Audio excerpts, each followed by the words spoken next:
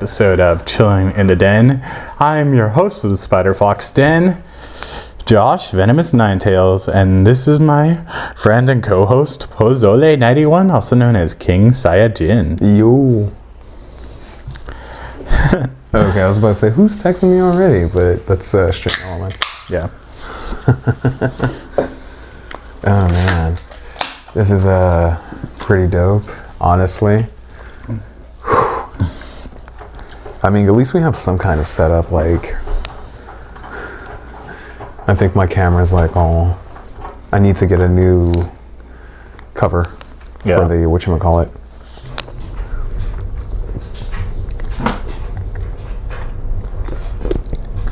I just wish we had more consistent lighting in here. No, I feel that. I mean, yours looks pretty sick. Yeah. But I'm also directly under this. Oh, true. So, I mean, I think it's just the screen protector on mine that's kind of a little foggy. Could be. Yeah, but it's cool. I ain't tripping. Like, they'll see it get better over the streams, depending on if you look at my thrones. Because, what is it? Eventually I can do like what people were doing where they have like the little armband for chat. Yeah, like S-Fand. Yeah. Like he literally has it and he carries his phone around like a Pit Boy. Like he carries a Samsung that he uses as a Pit Boy and he streams from his iPhone. See, I definitely would have to do that. I'd probably have to use my 24-hour channel to check the chat and then use my, because on my thrones I have a 16, the iPhone 16, which probably has a way better camera. So you can get one of these but with a plug for iPhone, and then you can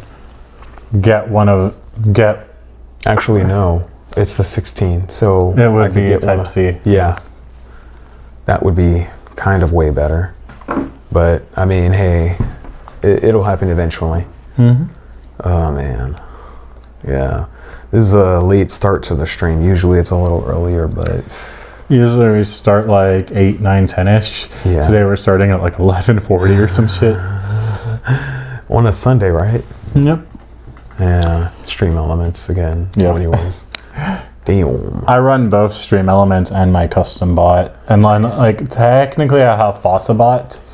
But like FossaBot's also monitoring a couple of my bot accounts. Yeah. Sorry. I might have to create a separate Discord account to log into FossaBot to manage my other bot accounts. I feel that. I mean, would you be able to have them all like set up to one thing to rig it? I mean, I run my bot accounts through StreamerBot, so it's really not going to matter. Yeah. But when I get access to... It's because I want to run all my bot accounts on one FossaBot account and then run my main accounts on my FossaBot account because I'm maxed out for the free tier. I'd have to pay premium to get more accounts on there, which I could just do and then run everything in one browser, you know. One account, one browser. That seems like decent. Well, that sounds really awesome. Just like, you know, I'm not super technical, so... Here's the thing, you know, like what everyone replace. Okay, originally everyone was using Mi 6. Yeah. They kind of replaced it with FossaBot. Mi 6 is the one that's on my Discord, right? Yeah. Okay. And then, well, actually, I didn't put Mi 6 on your Discord because they were charging for everything. So I put SapphireBot, which is like a clone of Mi 6. Okay, no, because when I checked it, Mi 6 joined. I just didn't set it up to do anything. Okay. Like, I feel that. I'll probably use like DinoBot or something for moderation, and then SapphireBot will be like for like your stream alerts and stuff. Okay. So. Yeah. Wait, hold on. I can see it. CarlBot's great for like GIF memes. But people also do set it up for like stream alerts too. No, yeah. I bought a lifetime license for Mi 6. Yeah. So I already had the custom bot. Shit. And then I'm just like, I can just change it to whatever I want, whenever I want. I mean, yeah. That would be dope, though. I mean, shit. So if you see like a bot in my Discord called Kazumi EXE, Yeah. it's me6. Although I want to eventually make that like a local bot that I could customize. Yeah. And then yeah, so many different things I'll do. No, yeah. I mean, well, you're really good with like the stream bots, like as far as like them checking in and sending like the notifications and stuff. So it's like, damn, dude. I'm good at setting up like streamer bot, and like I'm trying to learn Mix It Up, and I'm trying to learn Frosty tools. Like Mix It Up allows you to make your own browser alerts within the bot. That's actually pretty dope. So I want to set up Mix It Up for that. Yeah. Like Birdie, I think has a boba redeem, and they what's it called? Right, it'll give you a random boba, and I think like a fortune. Like a random boba? Yeah, and it actually animates on stream. Oh, that's actually pretty dope. I ain't gonna lie. I definitely need to get more into like creating stuff as far as like bots. You know, like I didn't even know how to make the Discord channel, like the what is it? The extra thing for it. Mm-hmm. What is it called? Well, Discord channel, right? Yeah. Yeah. Yeah. See, I don't even know the terms like that. I asked you to double check the permissions, and then once you did that, I was able to create the text channel and everything. And yeah. Now it's all set up, and like I'll show you how to do it one of these days. Okay. Like, no, the main reason is because like one of my friends, like she hopped in and was like kind of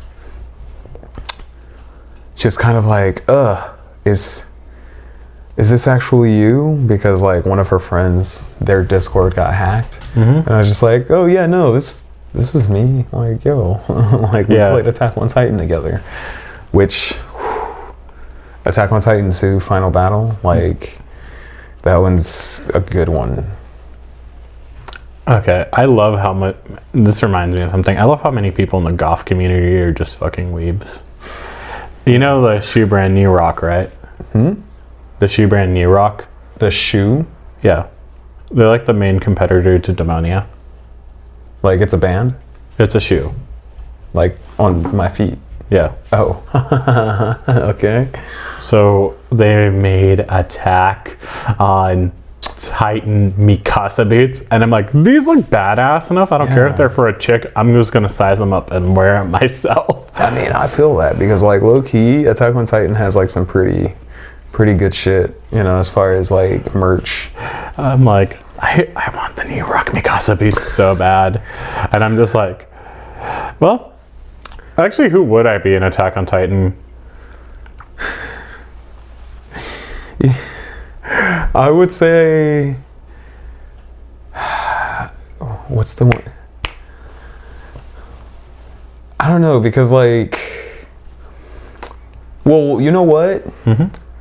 You would have to look at it through a certain way, because I mean, a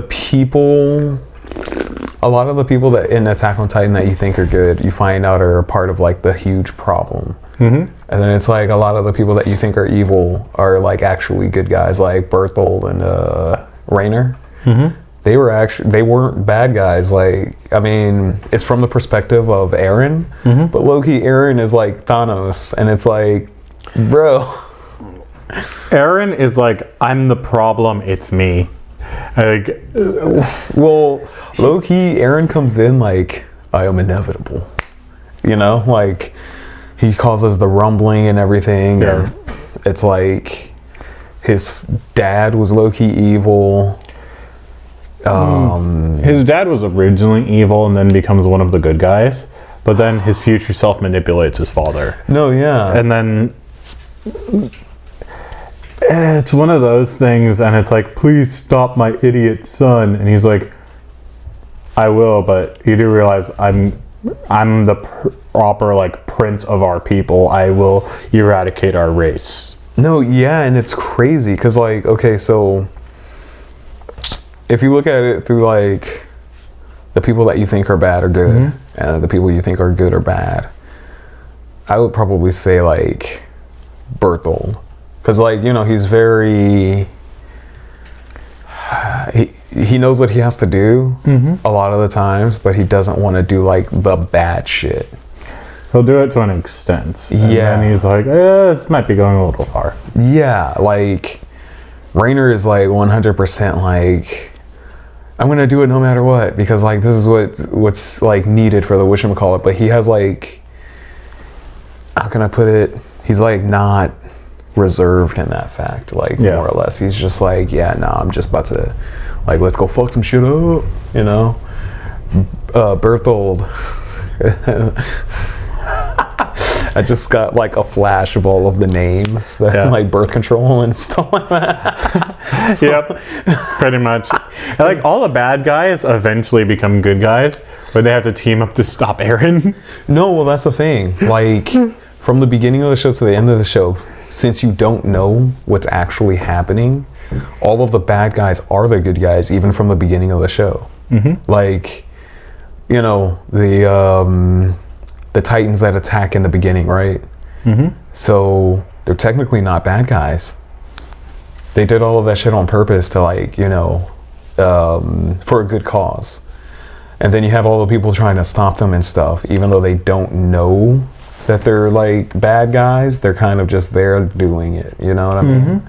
And then like the main city they're attacking has like no idea why they're getting attacked. They just think it's like some racist thing. And low-key it kind of is, but like all the people that can turn into Titans are the same racism. So that's because they have to be the same race too.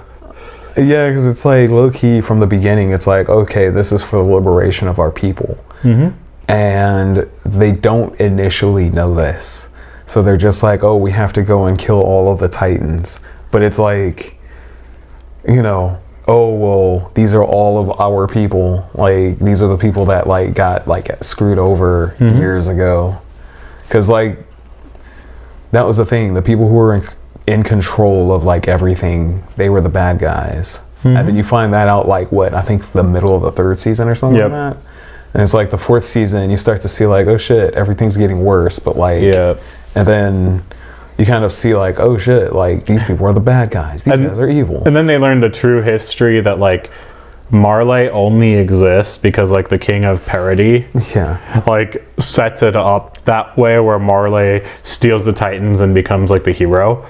And like he convinces like certain descendants of Ymir to join his cause, but then they start treating them like Jews in concentration camps. No, and it's like crazy, you know, like that's what I'm saying. It's like, I mean, these are all like, they're not bad people. They were just like thrown into Madagascar and like, like, oh, it's pretty much like Australia where it was like practically a giant prison, like, you know, and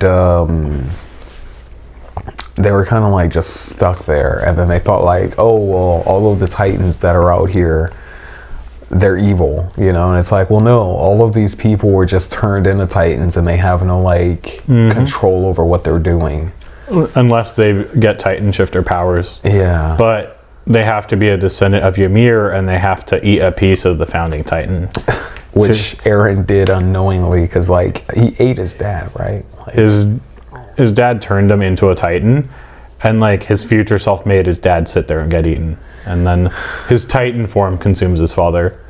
It was like a baby Titan. And then the thing with, and then he immediately, his Titan form dissolves and it crawls out of its neck, but he has no idea he did that. And like, because he was like a kid when it happened. Like, this happened right before they got attacked by the Titans. It's after the first wave, before the second wave, and then like he's in the refugee camp at that point. No, because I remember it was still when they were young. Like, because I know that was one thing that kind of got me too. Because like once they found out, like, oh, for any of you guys out there who haven't seen it, spoilers. But Okay, so you know the first wave, right? When like the what is it? The Attack Titan? Yeah. Or the Colossal Titan? Colossal. When the Colossal Titan, the Runner, and the Armor Titan, when they attacked, they were like 9-10 years old and shit. And it's like, I think in the 3rd season, that's when you start to find all of that stuff out, because it was like they had flashbacks when Anna, Berthold, and Rainer, like I think Anna got caught, and like it was right before they like showed her, like you remember when they were going into the tunnel because they found out that it was Anna, and like they had the flashback to go like all the way back to like the story of all of them being Titans. So you already find out that Berthold and Rainer are Titans. But you don't know. No, I don't think you found out yet. I know that you knew that Anna was one. So they were trying to lure her into the tunnel. And she was like, fuck that, I'm not going to go in. And like, because they knew that she wasn't going to be able to do anything in the tunnel. And like, what was it? They had a flashback of her being there. And then like they were going through the thing like, oh, well, who else knows that this shit's going to happen? And that's when like Armin was like, well, Berthold and Rainer, when we got attacked by Anna the first time in the forest, they took off their hoods, so then that she could see that it was them. And it was like, once they said that, then they had the flashback of like when they were younger, and then they started to attack, and it was like, you found out not all the reason of why they were doing it, but like, you know, the whole kind of premise of like the reason why they were doing it. And it was like they kept going, doing the flashbacks of like the dude who had like one eye and one leg, and then come to find out that was Aaron the whole time, because he took the name of the scientist. So while he was going through there, you end up finding out like, oh shit, that's Aaron. And then like he has an audience with Rainer in that one room, and they were under the cathedral, because all the people were in the cathedral watching something, and like they were all inside. Aaron and Rainer were in the room with that kid, and like they were talking about everything that was happening. So Rainer started telling Aaron what was happening, and like why they needed him to go with them to the place. So like it explained hardcore that Rainer, Berthold, and Anna were like what, 9-10, and they were like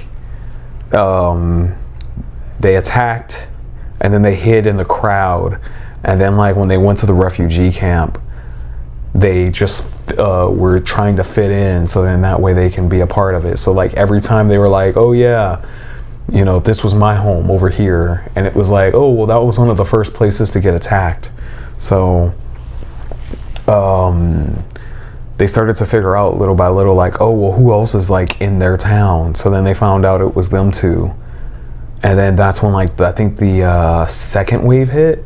Like I think it was like the end of the second season, the beginning of the third season, because like they were all standing on the wall, they transformed, they started doing everything, the Titans got in and started attacking and everything, but like I think he was about to kill the Colossal Titan, but he transformed back, and they were like, oh, where'd he go? Where'd he go? Yeah. Yeah, so it was like, I mean, from the beginning, but it was like, once I found out that Aaron was the reason, when the show first came out, I fucking hated it. Just mainly from the first 2 episodes, because I was sitting there and I was like, this is dumb, like, because a lot of people are gonna be like, what, why? I hated Code Geass when I first watched it. I still haven't watched it, but I know this time around I'll like it. I know that it was like Europe colonized like half of Japan, and it was like a war of Japan, like Japan versus Japan, and it was just like, okay, yes, like all the Japanese people are living in the ghetto, and all the British people are like living the high life in Tokyo. And like in order for Japanese people to get a taste of it, like they have to become like the butlers and maids and pledge allegiance to the Britannian Empire. Yeah. But then if they don't, they live in the ghetto. They still can go in and out. Yeah. But like they can go in and out to do business or to buy shit. They can go as a Japanese person or an 11 into a like Britannian school or like a but it's kind of it's like they're allowed to shop there, but people are kind of fucking racist. Yeah. But then the Lelouch's school doesn't give a shit because they have the fuck is his name? Suzaku, who's like suicidal and shit. Yeah. And like Suicidal's like, yeah, I pledge allegiance to the Britannian Empire. A lot of Japanese people are actually cool. Why don't you trust us? And I'm like, yeah, bro, this is your guilt over like killing your father to stop the war because it would have gotten all the Japanese people killed. But like your PTSD is just trauma dumping on kissing some Britannian ass. Man. Like, I fucking hated Suzaku. No, I know. Like I watched like the first like 2 episodes and I gave up on the show. But I might have to go back and watch it. It's just once I found out that it was like practically Japan versus Japan, I was like, I can't watch this. And then it was like the same thing kind of happened for Attack on Titan because like, okay, so the first episode, you start seeing everything. You start meeting all these people. Everything like looks pretty cool. And then out of nowhere, like 75% of the people that you got introduced to just die. And I was just like, yo. Like, I can't do this. Like, I'm not ready for this kind of show. Like, that's crazy. Like, nah, bro. I need to steal Alicia's Gios. Yeah, because it's like... Hey, Suzaku, I need to measure your blood sugar real quick. You're not putting it on the strip. Why are you rubbing it on your face? I hereby accept this Gios. Fuck you. Yeah, like... Because, okay, so... Think about it like this. So say Naruto, right? Say if, like, on Naruto... they introduce like half of the Leaf Village, and then out of nowhere the Akatsuki come in and just like destroy like 75% of the village. That would have actually been a better Naruto. I mean, yeah, but like I probably wouldn't have messed with it at first, like you know, because I mean I was just like I was used to shows like Dragon Ball Z, Naruto, and stuff like that, where it's like they introduce like a whole bunch of people, and those people stick around and die like one by one at later points in the story, rather than like, oh yeah, you meet like the entire town of Mashle, and like all of these people just died, and like you only know the children now, and like what, maybe 1 or 2 of the cops, and it's just like, bro, what was the fucking point of like meeting any of these people or like getting introduced to any of these people? Like, that's lame. So I do have a weird question. Yeah.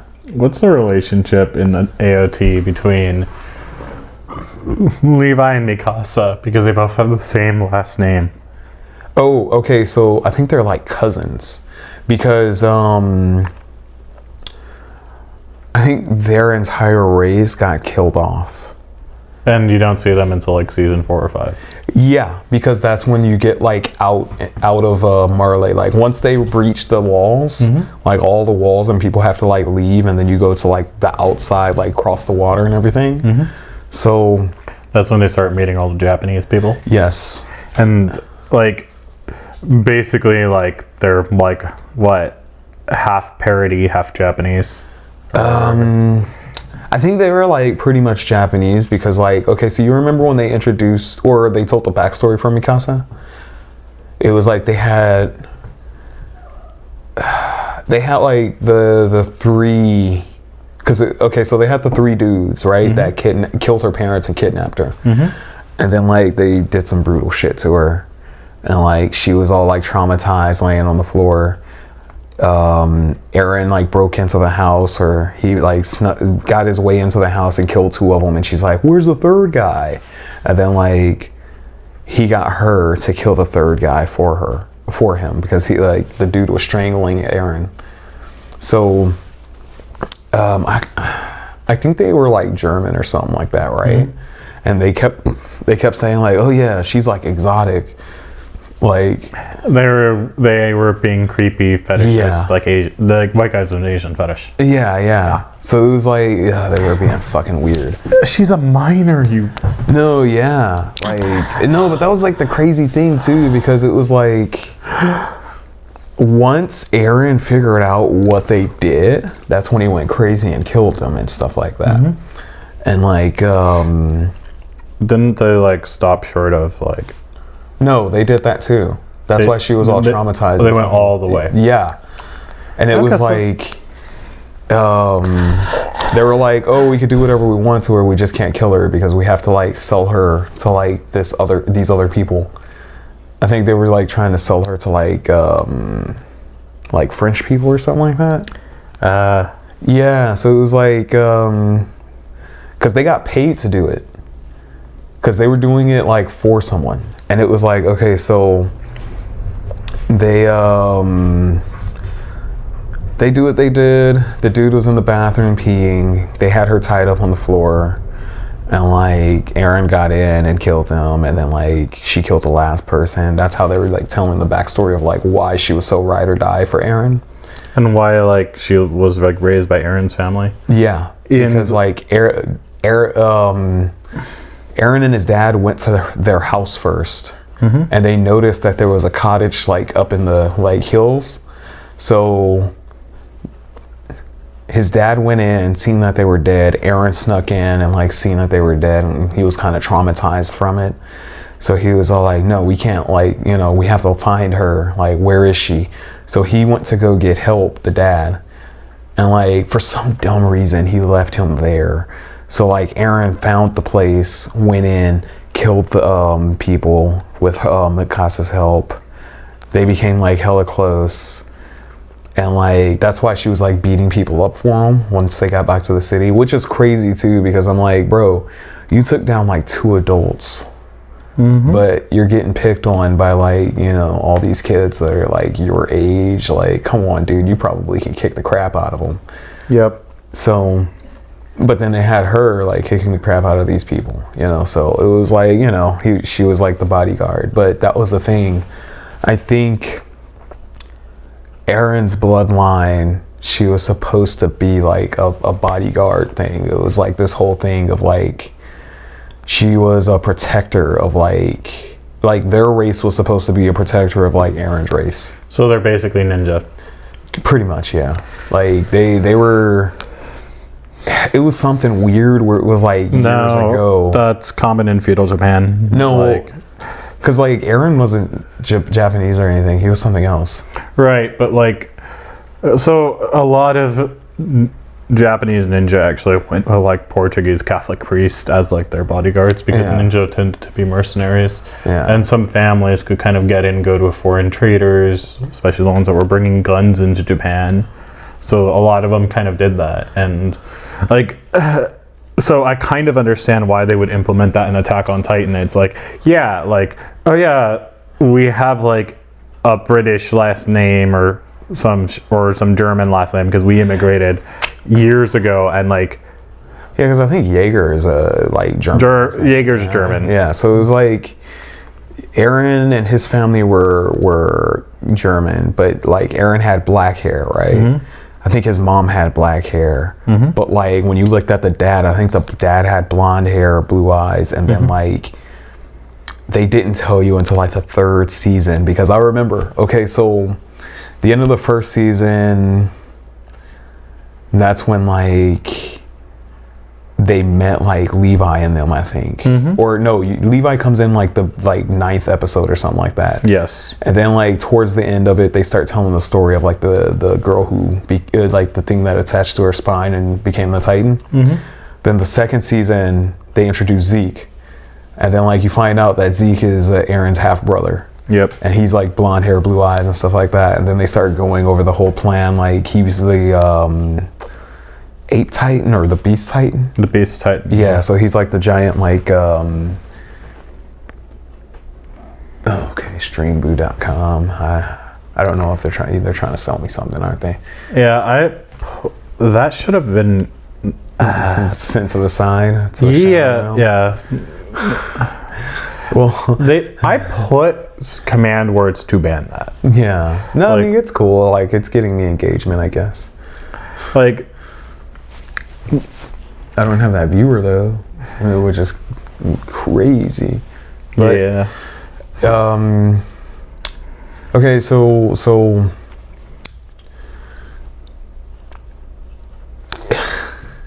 it was like this whole thing because, like, okay, so you know when, like, at the beginning of the show when Aaron's mom gets eaten? Yeah. Do you know why? Because she was married to the Jaeger? No. Why? So Aaron from the future, like adult Aaron, right? The Titan that ate his mom was actually his dad's ex-wife, Zeke's mom. In the future, Aaron tells that Titan to eat her. Oh. So, like, without pretty much it was like this. If his mom never gotten eaten by a Titan, he wouldn't have became the person that he was. And it was like he told his stepbrother's mom to eat his mom, so in that way he could have, like, the ability to do all the shit that he did up until that point. I'm gonna give myself PTSD. Nah, yeah, on, like, the craziest fucking level. Cause like I'm telling you, okay, so Attack on Titan, I wasn't really fucking with it, but then I think I jumped on Reddit. Cause, like, one day I just got the urge to play the game, and I was like, well, what's the best game? And then I seen this comment like, oh, this was set up by Eren Yeager, and I was like, what? So then I seen a video by CJ DeChamp, and it was, like, talking about how Eren Yeager has, like, Black Air Force energy, and I was like, okay, cool, like, what the hell is this? Yep. So then when I seen, like, oh yeah, he has Black Air Force energy, like, you know, the dude who told his, like, his dad's ex-wife to, like, eat his mom in order for him to, like, start the rumbling and shit, to make him all depressed and everything like that, to get to the point where he is now. I was like, wait, what? And then I found out that, like, if you look at the first couple of episodes, Aaron's in them. Adult Aaron. Like, he's whispering into all the Titans telepathically. no. Okay, so there's this scene. You know when I think it was like 3 boys started beating up Armin? And then, like, Armin and Aaron are hanging out together. There's this guy sitting down in the hallway, and he has a hood on, and he's, like, just kind of sitting there like this. That's fucking Aaron. And then when they're taking the boat to go to the refugee camp, Aaron is, like, in the front sitting there, like, standing there, and, like, you can see the back of him. So it's like anytime you see, like, a dude in a black cloak just kind of chilling there, it's Aaron. Yes, like, he literally time traveled to, like, set up the shit that's going on. When he connects to, like, the primal source of all life, which is, like, Ymir. Yeah. Like, because Ymir has, like, that Titan parasite fused to her. Yeah. He ends up controlling her skeleton in place of, like, Zeke. He needs Zeke there because Zeke has royal blood. Well, that was the thing, because, like, all they had to do was touch. And it was like, in order for them to start the rumbling, that's what they had to do. They had to touch. And it was like, right before the rumbling happened, he got decapitated. Yeah. Like, they cut off Aaron's head and it flew, and Zeke, like, reached out and caught it, and then it was like he turned into the Titan. The other thing is, like, Aaron has, like, the founding Titan inside of him because he made his dad eat the queen of parody that had the founding Titan inside of her. And then when he ate him when he was a kid, that's what gave him, like, because I think his dad just injected him with, like, a regular Titan at first. Yeah. So he became a baby Titan and then ate his dad and then became, you know, the founding Titan. But it was like, it was one of those things where he had, like, transformations, because at first he wasn't, like, all super, yo, what's up, guys? Yo, what's up? Oh, King Damien 420. That's a sick name. I ain't gonna lie. Badass name. Yeah. We're talking about Attack on Titan. It's a pretty goated show, I ain't gonna lie. Okay, so that's why I would like really like that show. And then like, okay, so when you get the game for the Switch, right? It actually has like I can tell it's a pretty good show. Yeah, no, like if you haven't seen it, definitely give it a try. Cause like I wasn't messing with it at first, but when you like really start watching it, it's actually genius. Like, man. I mean, we might like low-key spoil it, a little bit of it for you if you haven't watched it before, but like, okay, so I'll start from like the beginning. So, you know, they have like, oh wait, I have seen the first season, but waiting for the second to come out in dubbed. It is out. Low key, don't judge me. No, you're good, bro. Like, trust. It's. I think it's on Hulu. I think everything is on Hulu. I think it's up to like the 4th season. I don't think the 5th season is on there, but like I think the 5th season came out like a while ago. Yeah, I think it's on Hulu and on Crunchyroll. Yeah, but like, okay, so in the beginning, they did all of the things to turn like the people into Titans. They made the walls. The walls are named after like what's her name? The chick who had the thing attached to her spine. Ymir. Okay, so the walls are named after her children. She had 3 daughters, and like those 3 daughters, when they got to a certain point when she died, they made sure that her daughters ate her. So I think it was something like along the lines of like once they became like the 3 main Titans, and it was like they got a whole bunch of Titans to go around, and then like one of the daughters, or no, the 3 daughters, I think they all had the ability to make like this substance that turned the Titans into wall. So it made the walls around the city, and it was like they made 3 different walls, one for each daughter, but there was Titans like hiding inside. So like the only part that didn't have Titans was like the main gate part. So that's why like when they first attacked, they busted through. Yeah, the big guys are in the walls. Yeah. So like they busted through the main gate, and it was like you can't see anything at first, but like eventually I think Aaron goes crazy or somebody goes crazy. Insane idea. No, yeah, right? That was one of the craziest things, because like somebody makes a hole in the wall and then you can just see a Titan like looking, and it was just like looking down at them, like, and everybody was like, oh my god, there's Titans in the wall, like, yo. So eventually like the first wall falls, the Titans get out, they start attacking the second wall and everything, but then like, you know, everybody's in like the 3rd wall. So like the first 2 towns are taken over, everyone's in the 3rd wall. Misaka like saves a bunch of people by like threatening the rich dude. And then like that's when they get into the 2nd wall. To think you're hiding from Titans, only find out you're being protected by them at the same time. No, yeah, that was crazy. Yep. I mean, kind of, because it's like, I think the Titans were still like not super sentient or anything like that. They would have killed them regardless, you know? So it's like, you know, the point was to have like the 3 daughters in order to protect Para D, and they would be able to control the Titans. Should the Para D ever get invaded, they could just melt the substance that turns Titan flesh into a wall, and the Titans would come out of it and like attack anyone who invades. But you need someone of royal blood who can control the Titans and has a founding Titan. Otherwise, like, it doesn't fucking work. No, but that was the thing, because a lot of the times, like, that was why the Titans that were feral were trying to eat like certain people. Like they were trying to eat Anna and stuff like that. Like Berthold, Reiner, and well, that was the main reason they were eating people, because if they were able to eat somebody who had a founding Titan, they would be able to like gain sentience, and like that was the whole like point of like them trying to eat people. That's how there's a girl that like was sacrificed and then she becomes a Titan after she dies. Yeah. And then That was the dude's daughter when they were in the crystal place, right?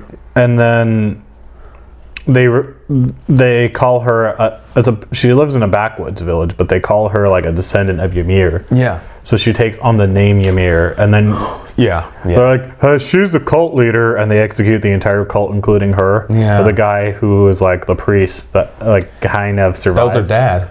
Yeah. Well, at least if we're talking about the same person, because like it's the you're talking about the part where they were in like after they got the ODM gear, or no, not the ODM gear. It was before that. This girl dies early on. Like she's the Jaw Titan, Ymir.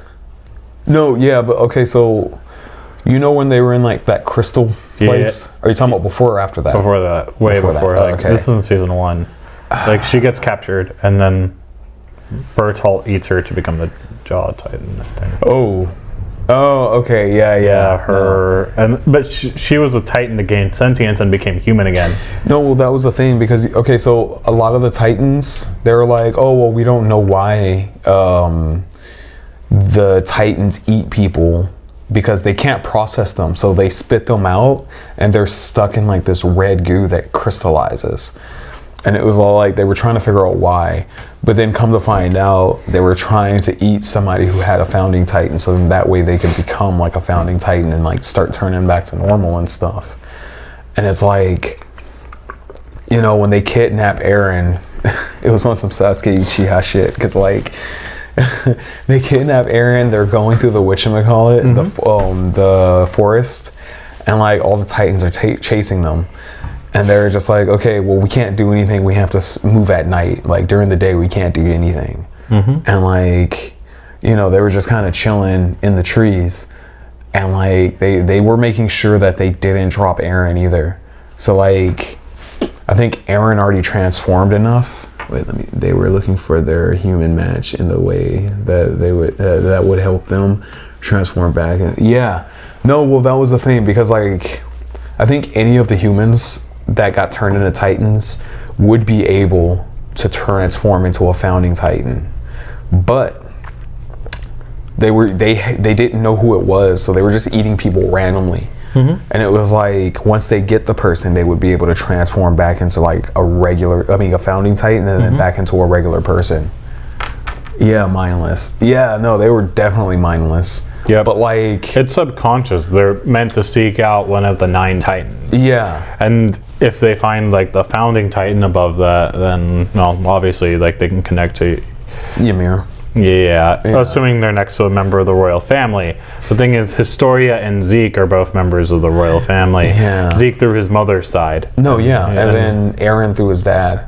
Well, his dad is a descendant of Ymir, but she's not part of the royal family, so the blood's really diluted. So he's not able to use the founding Titan's power unless like he's like near Historia, because like Historia was like I think riding on his shoulder at one point when he was in Titan form. Zeke? Eren. Oh, okay. Queen Historia of Parody. Oh, that's the chick who got sacrificed in the, like her dad was trying to kill her inside of the crystal place, right? She's the girl, the blonde chick that becomes the queen of the entire country. Oh, okay. Yeah, no, she was the chick who was close to the one who became the little like imp-looking Titan that was eating everything. She was friends with Ymir, the Jaw Titan. She takes on the name Ymir, but she's not actually a member of the royal. No, it was the chick with the black hair, right? Who, when they were on the tower, like she was actually making moves. Yeah, and damn. So I liked her as a character. I wish they didn't kill her off that early. Like, but honestly, I would love to see Attack on Akatsuki. Honestly.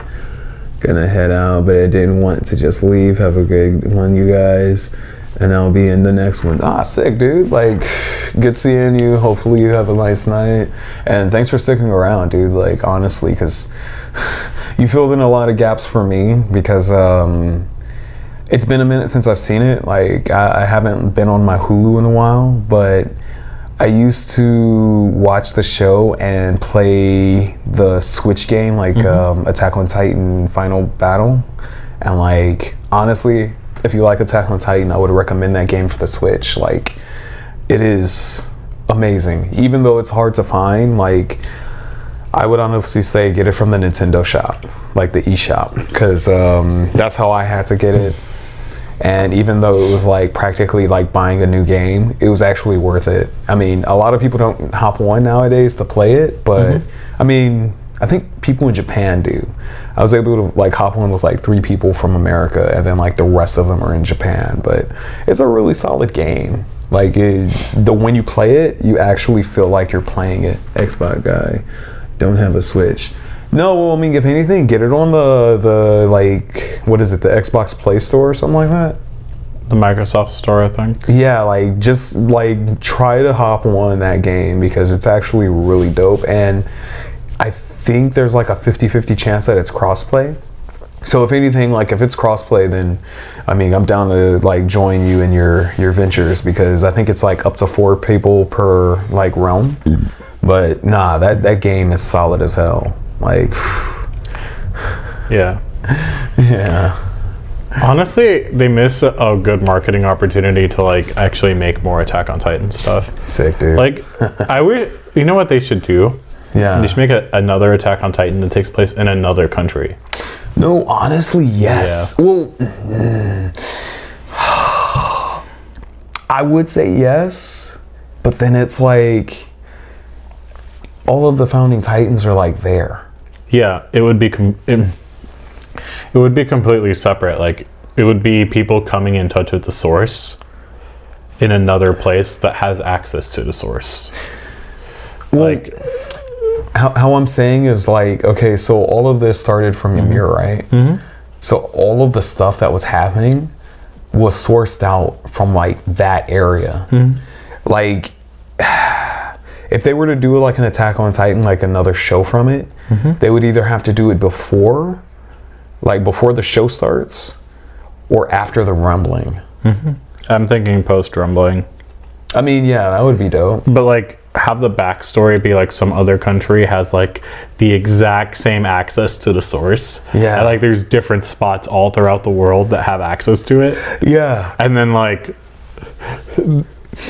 you have like different species of Titans where like they don't have the same limitations.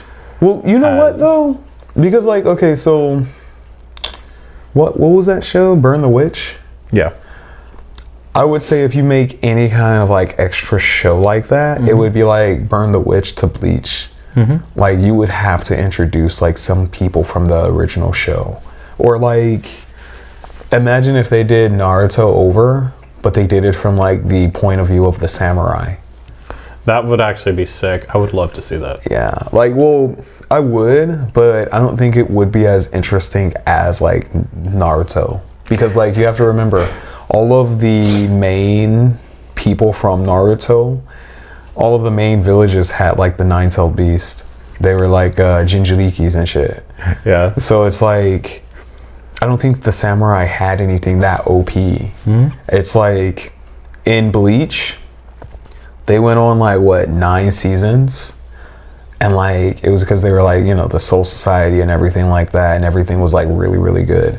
And Burn the Witch, like, I feel like that was a good show, but I don't think it had like the presence that Bleach had. It does, and not until way later. Yeah. Like, they also didn't release the episodes in order. Like, okay, episode 1. Technically they did, because the movie was like the first 3 episodes, right? The movie is the first 3 episodes, and then like they start from chapter 4, 5, 6. Yeah. Like, but the movie is like, it's written as 0.8, but like, the movie should have been episode 1, 2, and 3. Like, I mean, yeah. Because it's not like the movie just came out first. Like, I think it did. That's why they had it like at the bottom part, and then they had like the first season, like, because I think you were supposed to watch the movie first. Yeah, but here's the other thing. It's only subtitled in Japanese, whereas Oh, you know what? Yeah. It's dubbed, yeah. So the movie came out after the fact to explain the first 3 episodes. That's crazy. I mean, I get it though. I mean, Kubo was feuding with Studio Pierrot originally, like with Bleach, which is why the anime ended when it did before they did 1,000 Year Blood War. They switched to another studio, and then You know what though? I'm actually glad that they did it like that, because like, okay, so Bleach itself, low key, is like Dragon Ball, and then Thousand Year Blood War is like Dragon Ball Z, because like now you have it like, okay, so Bleach, that whole thing, like him, Aizen low key was like King Piccolo. It's like everybody's like super overpowered, but they were hella underpowered in comparison to like the 1,000 Year Blood War shit. And it's like in the 1,000 Year Blood War, everything is like amped up like hella hard, and it's like kind of how like Naruto Shippuden is, where it's like, okay, so Naruto, Bleach, and Dragon Ball, they're all like on the same little level. Like at the end, not even the end, like throughout all of Dragon Ball, they were planetary, right? Like Master Roshi blew up the moon, Piccolo blew up the moon once it came back. Then you get to Dragon Ball Z, and then like you have these people that are like planetary, like Vegeta, right? That's the beginning of Dragon Ball Z. And you remember how we did the power scaling for Goku? And it was like, oh, well, Goku is like the strongest being because like, you know, his Saiyan DNA permits him to be stronger than everyone else. Which is like the reason I was always saying like Dragon Ball Z characters are broken. Like there's no one really that can beat them in anime. Like, unless you're Rick Santos and you just steal Vegeta's DNA. no, yeah, like they even did that little like Traversal. Yeah, where it was all like Rick and Morty Ball Z or something like that. So like, okay, so like the thing is like with Naruto and Bleach, right? They're starting off like Dragon Ball, like to where they're not like planetary. By the time you get to the end of Dragon Ball, I mean Naruto. No, by the end of like, I think it was like when the Pain arc. That's when Naruto becomes planetary. Like they go to the moon, and then like I think they're about to blow up the moon or something like that. But it's like you get Madara and everything like that, and like Madara can like bring down meteors and everything. Yep. And like in Boruto, you find out that the Otsutsuki are like Aliens.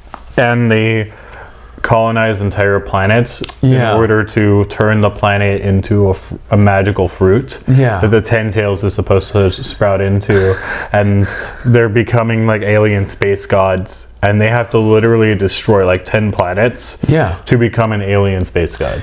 And that's the thing. So at that point, they're pretty much like Vegeta at the beginning of Dragon Ball Z, where he's going around and he's blowing up planets and stuff like that.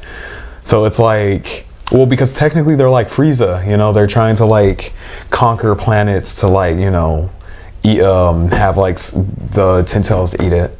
So it's like, and if they do that like 10, 20 times over, they ascend to alien space god status. So they're trying to become Beerus.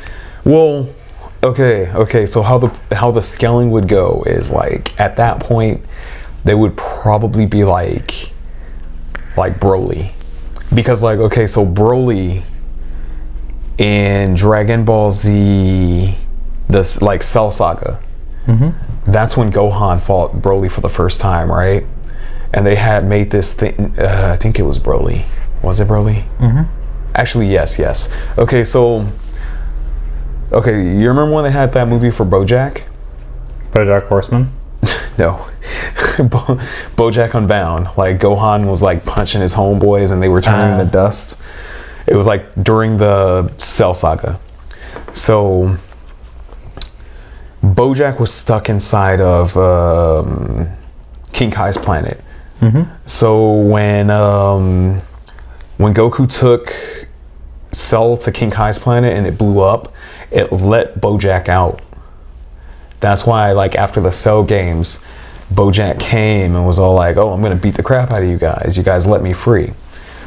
Broly, on the other hand, at the beginning of the movie, King Kai was talking to somebody and was like, hey, there's somebody out there and they just like destroyed the East Galaxy. No, the I think it was like the South Galaxy or something like that. And I was like, wait, what? What do you mean somebody like destroyed an entire galaxy? That's how strong Broly was as a legendary Super Saiyan. I think it was like Gohan beat him. Yep. And it was like, that was during the Cell games. So by that time, they already overshadowed like literally everyone in Naruto and Bleach. Mm-hmm. At the end of Bleach, I think Aizen was probably strong enough to like blow up the moon or like blow up a planet. A little bit stronger. Like, he's not on Beerus level, but Well, he could destroy the 3 worlds if he wanted to, like heaven, hell, and earth. no, but I'm saying like, okay, so He's like maybe half as strong as Beerus. no. Okay. This is what I mean. Like, okay, Goku in the Buu Saga, right? Mm-hmm. Just powering up to Super Saiyan 3, he was able to shake heaven, hell, earth, the universe. Mm-hmm. Like, everyone felt it. Like, just him powering up. So he could blow up all of that. So he was probably as strong as Goku at that point. When they introduced Beerus, he mopped Goku Super Saiyan 3 at that point with just like doom, you know, like he sent him into the dirt. He's So, like between Beerus and Goku at that. Well, no, Yeah. because the Goku still never showed his full power. Like, Goku, that's why Vegeta was mad at him when he came back to life. Mm-hmm. Like, okay, so Majin Vegeta, right? Mm-hmm. They had to fight, and then like Vegeta sacrificed himself with with Boo. Oh, that was weird. It went down or something like that. Mine's going, but No, it's cool because like I think we're about to hit an hour anyway. Yeah. It could be like a decent stream, but okay, so at that point in the show, Mm-hmm. Vegeta, like, you know, they went to hell to go get Vegeta, and they were like, he was super mad at Goku because he was all like, "Oh, Kakarot, you embarrassed me again," you know, like, because he was all like, we fought our hardest, I fought my hardest, and come to find out you still had Super Saiyan 3 up your sleeve. Like, what the fuck was that? So he was actually genuinely mad about that, you know, like he was like, bro, what the fuck was that? You know, like, I gave it my all and you were holding back like a motherfucker. So it's like that. I mean, I get it, you know, like people were trying to like rage bait for engagement and stuff like that. Like, oh, these people can beat Dragon Ball Z characters. Like, nah, bro, Dragon Ball Z characters were like overpowered before overpowered was a thing. Like, Akira Toriyama made them overpowered. Like it was like the whole thing of like, you know, when they have the scouters. Mm-hmm. So you know when like Goku powered up and like Vegeta was like, it's over 9,000 and Yep. crushed the scouter. From that moment on, it was like, oh well, power levels don't mean shit Because I can't measure them anymore. Yeah. And like that was the difference between that show and all of the other shows, because like on all of the other shows, the power levels were still being measured. Like all like Naruto, he had like a bottomless pit of chakra because he had the 10 tails. Mm-hmm. And it was like they still were like, oh well, we can measure this chakra or we can take it out of you and stuff like that. With Goku, it was different because like they had the Zenkai boost, so every time they got beat, they would power up like 10 times that, and it's just like it was lame that they were so fucking powerful because like This is gonna sound dumb, but imagine if someone's like, "Hey, I need you to kill me and bring me back to Dragon Balls 10 times over."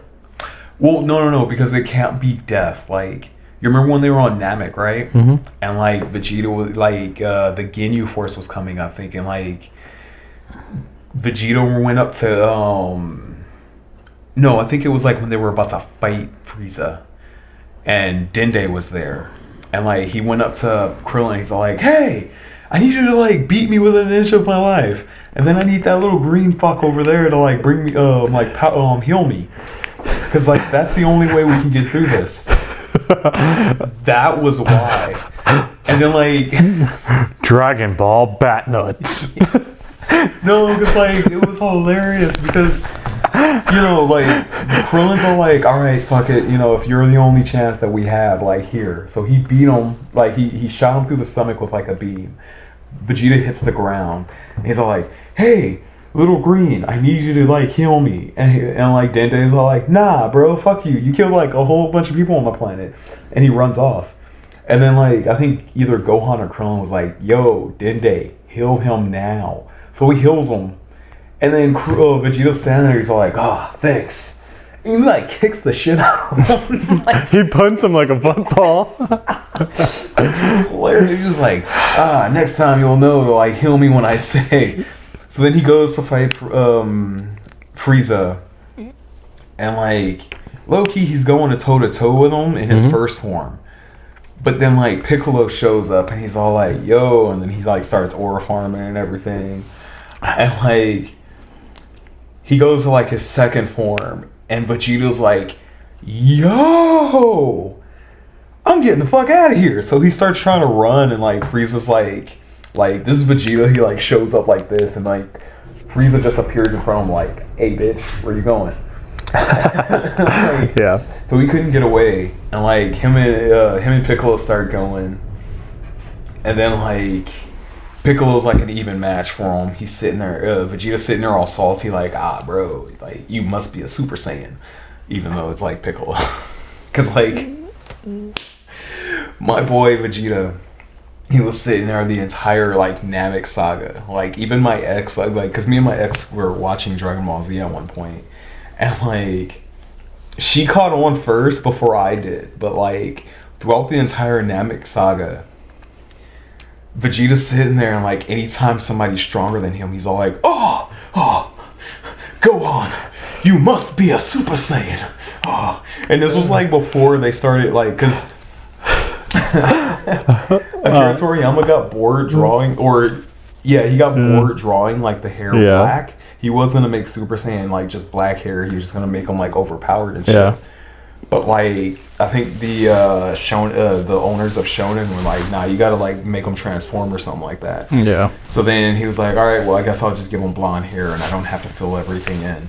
So he did that, and like Vegeta dies, and then like Frieza kills Krillin, and then Goku becomes Super Saiyan, and like the weirdest shit ever happens.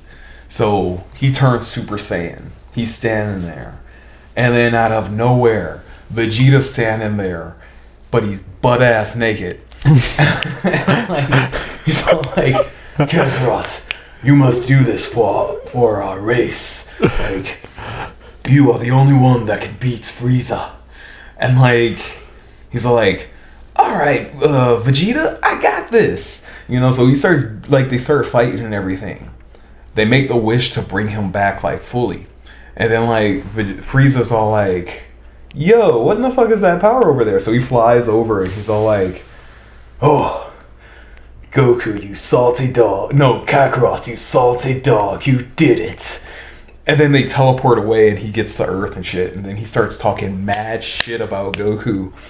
And, like, that's when Gohan was like, hey, bro, stop talking shit about my dad. Like, and then he runs in and starts beating the shit out of him, because that's when, like, you know, it was like the third or fourth time his power, like, hikes, because, like, the first time was against Raditz when he, like, busted out of the ship and, like, headbutted him. The second time was when he, like, powered up and was on top of that mountain when he was training with Piccolo.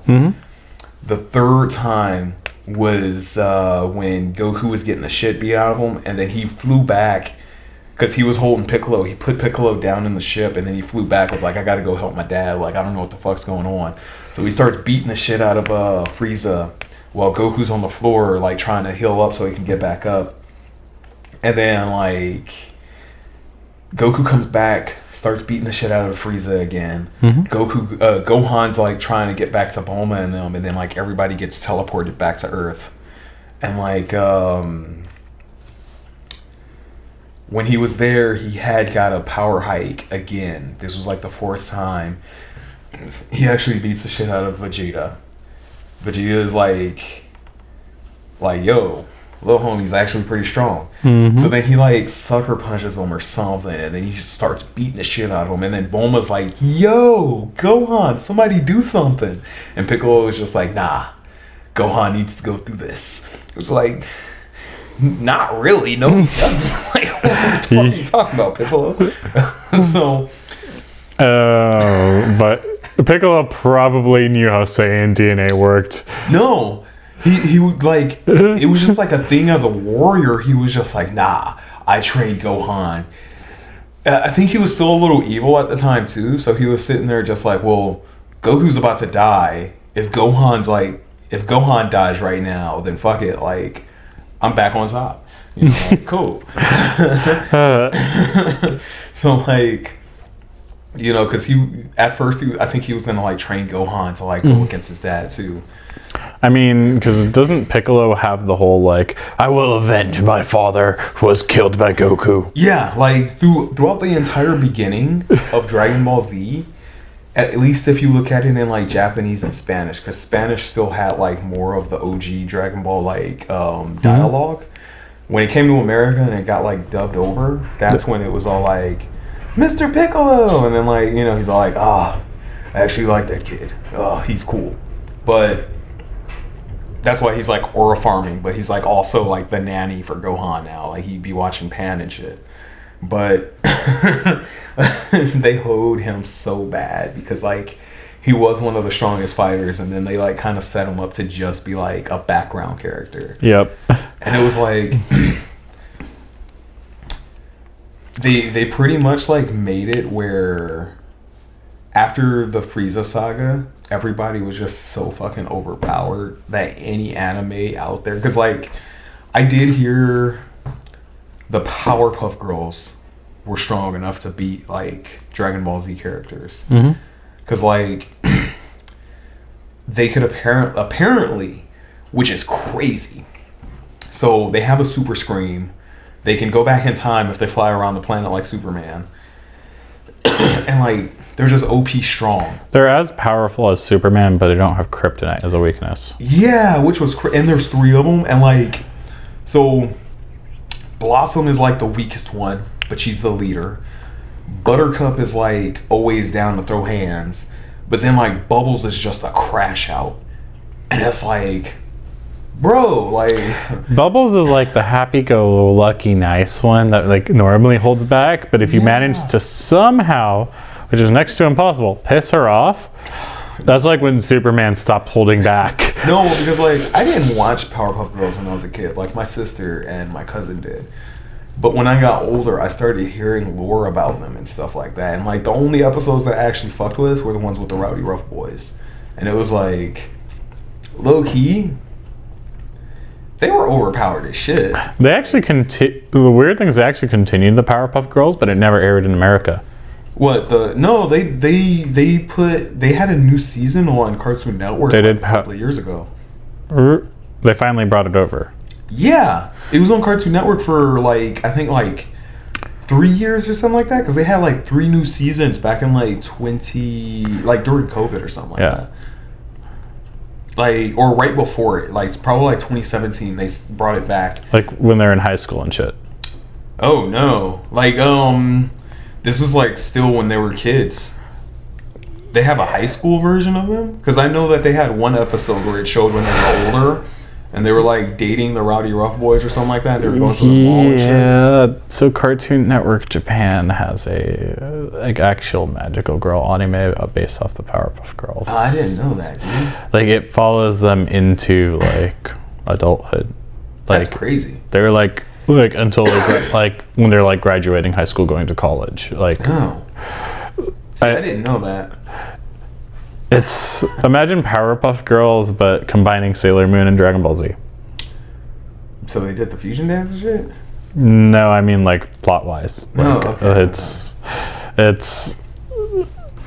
yeah, it's actually crazy. No, because like how I imagine it is like the Powerpuff Girls, Dexter's Laboratory, and like all those little shows together. Like I figured that they were all like kind of like in the same canon, because like I mean I don't know if they have the same like like same creators, but I know. I think there was like an episode on. I think there was like an episode where they like either came across like not Van Halen, but like who's the guy who was like Superman, Captain America?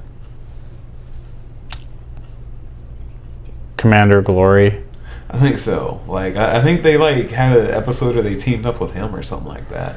Yeah. No, they did. And like, and which are characters that exist in like Dexter's Lab. And like they were shorts to fill in episodes between 2 episodes of Dexter's Lab. Yeah. Because Dexter's Lab had this weird format where like sometimes they would do 2 episodes, sometimes they would do 3, sometimes they would do 4 in a 30-minute time span. Yeah. And like sometimes during the 3 episode blocks they did like, I don't know, like 10 minutes for 1 episode, 5 minutes for like the bootleg Avengers, and then like The bootleg Avengers. another 15 minutes for like the 2nd episode, and then like that's kind of how they did it. Yeah. So you would get like you'd get 20 minutes. Yeah. You get like 30 minutes that way, and like they would run commercials in between the shows. Yeah. Instead of like halfway through the show, and like that's something they kind of did, and that was interesting to see. But like it was interesting to see them like team up with like Krunk, Commander Glory, and Valhalla. Yeah. Which is like Thor with Van Halen fused together. Yeah. Which was like low key out of all of them, he was probably my favorite character. But I did really like the Dexter's Laboratory movie. Mm-hmm. Like Ego Trip. Mm-hmm. And they just put it on Tubi, so I'm probably gonna eventually have to rewatch that just to kind of, but okay. But if we go back to Dragon Ball Z for a bit, do you know what would be the ultimate hack? What? Dragon Ball Bat Nuts. Bat Nuts. Wait, putting Batman in Dragon Ball Z? I mean, prep time. No, this is gonna be really stupid, but it. Okay, so imagine you have a Lazarus pit, and imagine you're Goku. I mean, that was pretty much the Dragon Balls. And then, but you're not using the Dragon Balls, you're using the Lazarus pit. Yeah. So and then you have Batman beat you to near death, like within an inch of your life. No, yeah. And then he tosses your comatose body into the Lazarus pit before you flatline. You know what? Low key, they kind of did have a Lazarus pit because, like, you know, the sand pods where they were healing people. That was they explained it in this Bardock movie where Bardock went Super Saiyan. Mm-hmm. So the main reason they had that stuff, it was like this spit. It was like when Bardock got hit by the death ball, right? Mm-hmm. And the Bardock, father of Goku, Mm-hmm. he apparently didn't die. He just went back in time. And then he ended up on this planet, and he got to meet... they retconned it, so then that way, because I think it was Frieza's grandfather who first mentioned Saiyans, Mm-hmm. and he was like, he's like, oh yeah, my grandfather talked about this Saiyan, this Super Saiyan, that it was like a Saiyan that had like golden hair and stuff like that, and apparently it was Bardock. And Bardock was on this planet where it was like he met these like aliens that when they spit, it heals. So like Bardock was all beat up, and I think like this one kid who was an alien started spitting on him or something like that, and it was healing him and shit. So like, or they had like some kind of like potion that they poured on him and it healed him. And apparently that's where they got the substance inside of the whatchamacallit. And it's like, I don't know, it was kind of dumb, but I think it was like his grandfather's name was like Chestnut or something like that. Like Frieza. So, like, Frieza, King Cold, and, like, Cooler were all named after, like, cold substances, but then the rest of their family were named after, like, peanuts and shit like that, like Chestnut and, like, Hazel and them. Because, I don't know, it was, like, really dumb, but they practically had a Lazarus pit made out of, like, the spit of these aliens, and it was just, like, it was, like, nasty and dumb, but it was, like, it was pretty decent, you know, Mm-hmm. like... The little Yeah. chambers. Fucking stupid. Nah. Bruce, I need you to kill me and toss me into the Lazarus pit. I don't kill. Into my life. No. Just toss me in before I flatline. That could work. I mean, he has the no kill rule. So, like, low key, yeah, he could, you know, beat the crap out of him, throw him in the pit, and then bam, like, stronger. Because, like, honestly, I think at the point of like Dragon Ball Super, where like, I think Dragon Ball GT is supposed to be canon now. Mm-hmm. But like, I think in like Dragon Ball GT timeline or Dragon Ball Daima, maybe the end of Super when he has like Ultra Instinct, he should be strong enough to be like Darkseid, you know, because Darkseid exists outside of the bleed and all of that stuff. Like, instead of him having like godlike powers, he's just like really, really fucking strong. Yeah. So, I mean, So Apocalypse is the same world of Apocalypse exists in every dimension simultaneously. well, so you have I forgot her name. It starts with an N. It's the daughter of like the one above all. And like inside of her, she has the Monitor's world. It's like the Ring of Gods, and it's the Realm of Gods or something like that, where it's like it has Apocalypse, the New Gods planet, New Genesis. It has the world of the Monitors. It has Olympus, and like both hells, the one with one L and then the one with two or something like that. But it's like Helheim and Hell. yeah, like it has like pretty much all of the little like gods and demons and stuff like that. And New Genesis is Valhalla. No, I think they just have like Olympus, because like New Genesis is like, it's like kind of the home world of Darkseid, but like Darkseid goes to Apocalypse, or he makes Apocalypse, because it's like some kind of hell planet, and he like takes it over. And like there's one Apocalypse throughout the entire multiverse.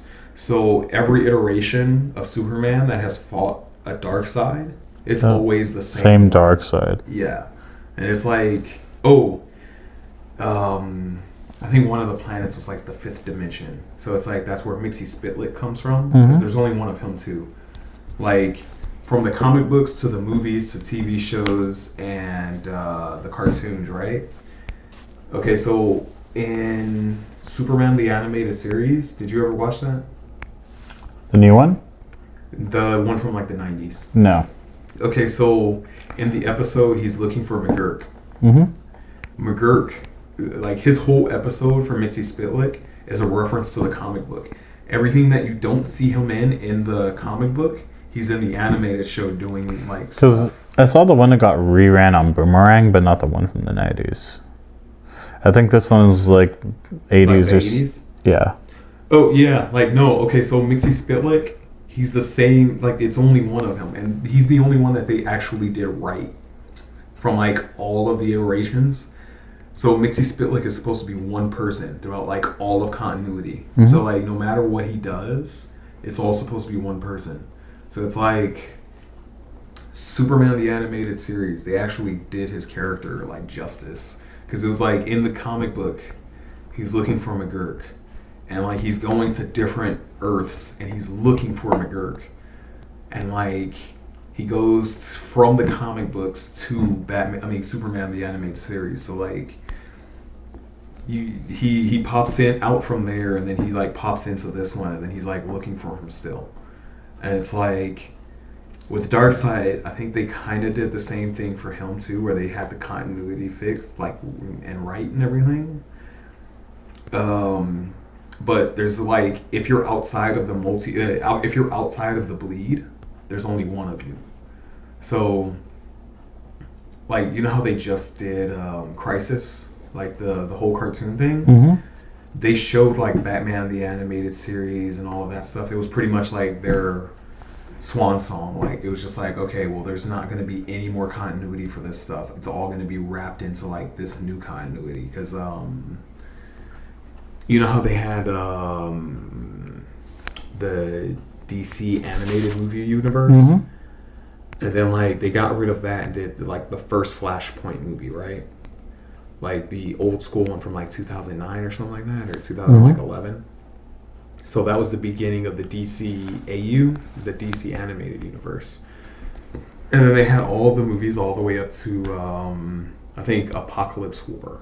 And then at the end of it, Constantine reads Barry's mind, and he's all like, "Oh shit, you did do a Flashpoint. I think it's time for you to do another one." So he does it, right? Then they have like 3 different shorts. They have Constantine and the House of Mysteries. They have the one where it's like the Stone Age kid and like he's riding dinosaurs and stuff like that. And they have another one. I can't remember what it is. But the Constantine one, right? You know Matt Ryan? Did you ever watch DC Legends of Tomorrow? Yes. So you know Matt Ryan who played Constantine, right? Oh, okay. So he does the voice of Constantine in the animated series too. Nice. Yeah, like he was doing it for all of the movies like Justice League Dark and everything like that. Constantine City of Demons. He had his own show on NBC. He low-key was the one who started the Arrowverse. It should be called the Constantine verse. Doesn't Constantine like sell his soul to like 4 different demons? Yeah. So like none of them can ever like claim him because it would end up summoning God. Yeah, no. Well, that's the thing because they did that in the short. Yeah. So when they did that in the show too. No, yeah. Like, okay, so this is what happened. When Constantine tells Barry to like go back in time, they changed the timeline to make it where it's the new movies that are coming out. Like, you know how they did the like it's a new Flashpoint where it was like the Justice League World War II. So I think that was like the beginning of it, where it was like they explained it pretty much like this. Constantine took Barry Allen and like made it where he unknowingly gave Darkseid a sickness, so it killed him as a baby in the main timeline that they're in now. So he got put in the House of Mysteries, which is in like another dimension. And it was like he did something because he was in the House of Mysteries, but it was like he was the one that was turning all of his friends into monsters and shit. And like he did something to where it summoned all 4 of the demons that had his soul. So when they busted in, he broke out. And then the living tribunal like showed up and was like, "Yo, the fuck are you doing, bro? Like I gave you paradise. You were the one that was turning this into like madness. You don't think that you deserve a happy ending, so all of your friends keep killing you. And then you go back to the beginning. But now that you're out, I have to punish you." So then he throws him back into the main timeline. And they make him what the fuck is his name? Did you watch The Flash? Yes, I watched The Flash, like the TV show. Do you know Nash Wells? Yes. What the fuck? They turned him into this one character. I forgot his name. Pariah. They turned Constantine into Pariah. So in the new DC animated movies, you had like this old guy, and like he was just rambling. He was kind of crazy and stuff like that. But he would be in all of the movies, like all of the important movies that had to do with like the main timeline and shit. And like that's an alternate version of Constantine. Well, yes and no, because he was the original version from the main timeline that got thrown into the new like Earth Prime timeline now. Because when you do Crisis, you have the multiverse, but then when Crisis happens, they have Earth Prime, which is like the central Earth, and then they start the multiverse over. But like they threw him onto the like Prime Earth, and then Pariah's power is he witnesses all of the mistakes that happen throughout the multiverse. So he gets teleported to each Earth, and like they're like, you have to watch everything that happens in each Earth that like gets destroyed. So he has to watch it. He's starting to go crazy and everything, and like eventually, I think it was like Cyborg or something like that. They were like, "Hey, I think I know who you are." Like, and then they say his name, like, "You're Constantine," and he was like, "Oh, I forgot, I was Constantine." And then he snaps back, and he was like, "But now I'm Pariah," and like everything kind of resets, and like they end up like in the void or like at the edge of time or something like that. So he's helping them kind of like try to get through Crisis, but it snatches all of like the best characters from each universe and puts them all on one Earth, and then they beat the Anti-Monitor and everything, and then it like sets the Earth Prime timeline, and it's like the one that Owlman tries to blow up. Well, Earth Zero, technically. Yeah, but it's like crazy because they don't have Darkseid anymore. So it's like the animated universe killed Darkseid, which means that technically he doesn't exist through anything anymore, like throughout the multiverse. So if anybody makes a multiverse with Darkseid in it, technically it's like not canon. Unless they have to bring him back to life somehow. Yeah, like they would have to use some kind of like DCKO. Well, it would have to be like Mecha Frieza or something like that, where like Frieza came back and it was like, oh well, I low-key survived, but they had to mix me with like a robot.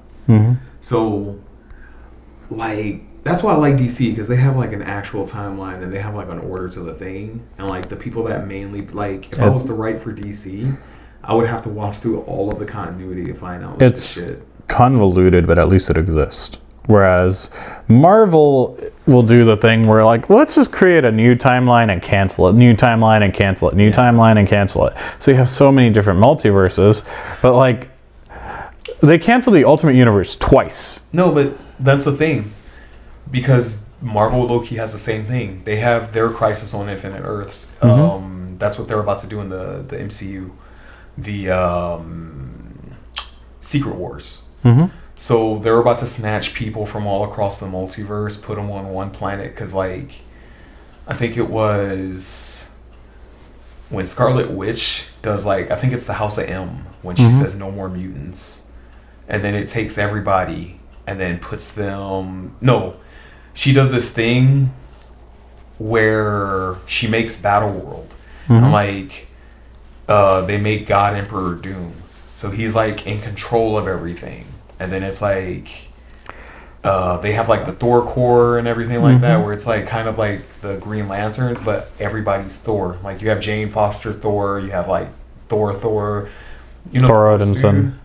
Yeah, like it's like Beta Ray Bill. Yeah, like they have all of them as Thor on one planet, like in New Hampshire or something like that. Like they're just kind of like chilling on like this area on Earth.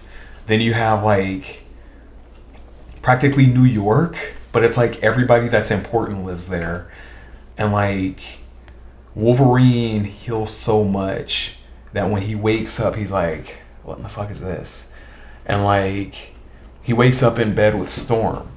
And like he's like, yo, what the fuck is this? Like, that's actually a good ship. No, yeah. Like she is actually age appropriate for him, unlike Jean. Actually, nobody's age appropriate for that motherfucker, because he's like old. He's 200 years old. Yeah. Well, yeah. I think in the movies he's like 400 or something like that year. No. How old is he?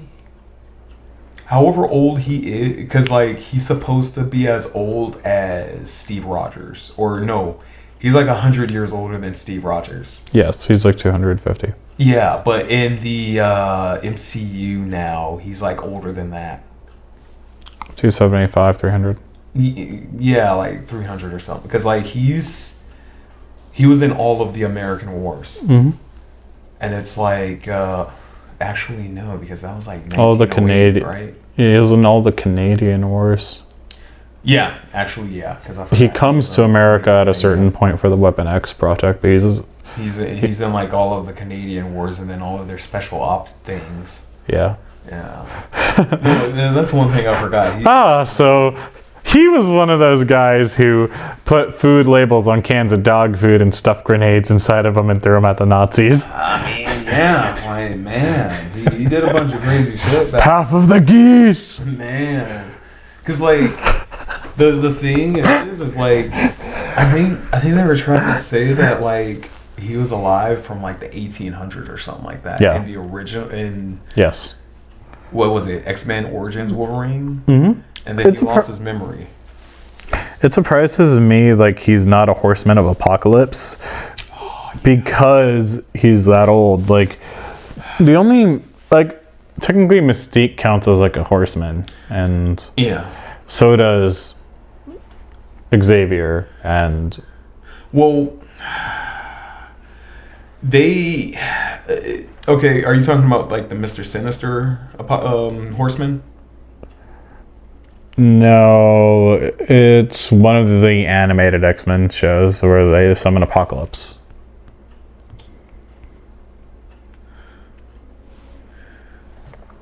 Because Apocalypse is like the first mutant. Are you talking about the movie? It's When he changes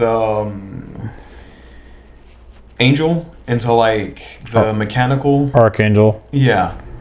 And it was before X-Men Evolution. Oh yeah. You know who started it though, right? Who? Mr. Sinister.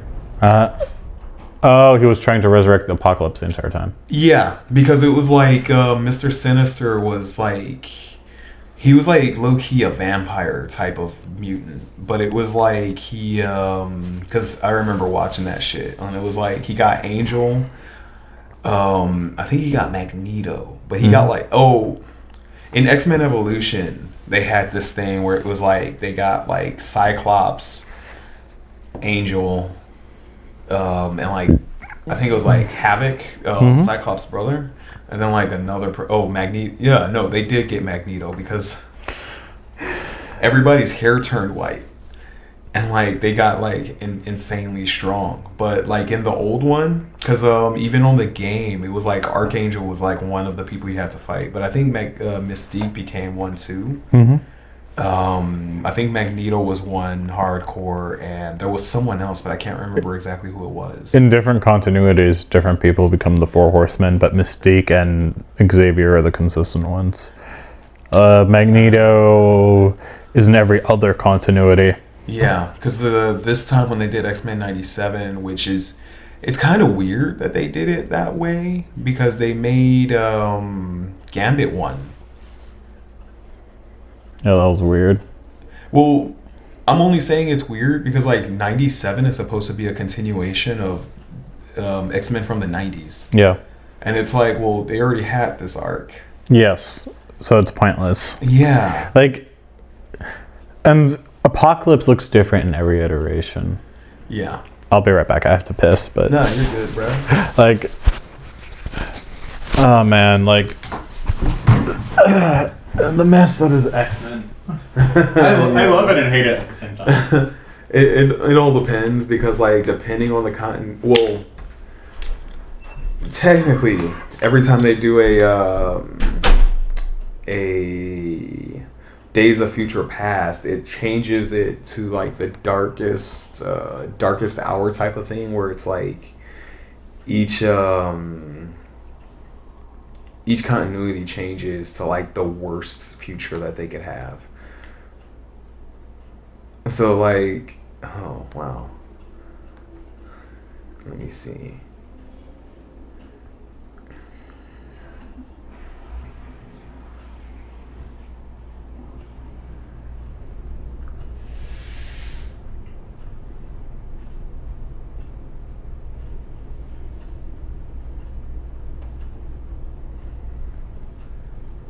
They have like the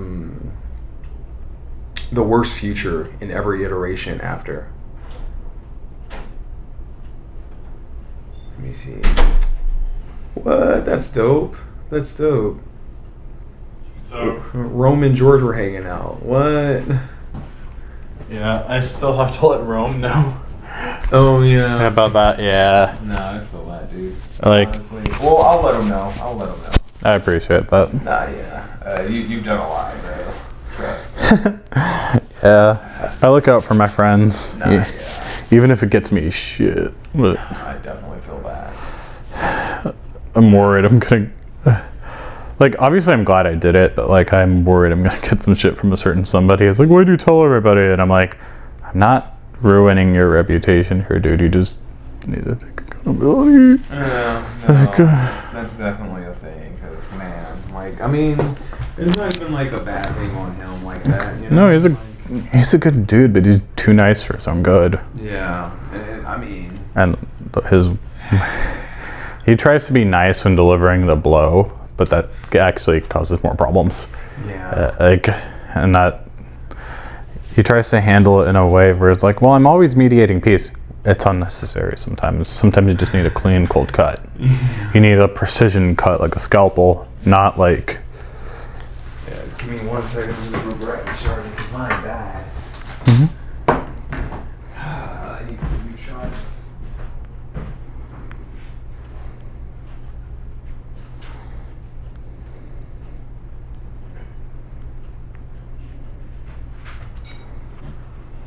Yeah, but I wouldn't worry too much. Like, honestly, I think it should all be fine pretty soon.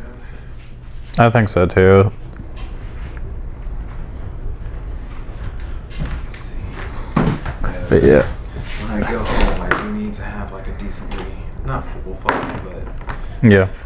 And then, it needs to not be big. so as for the different like iterations of Apocalypse though, Yeah.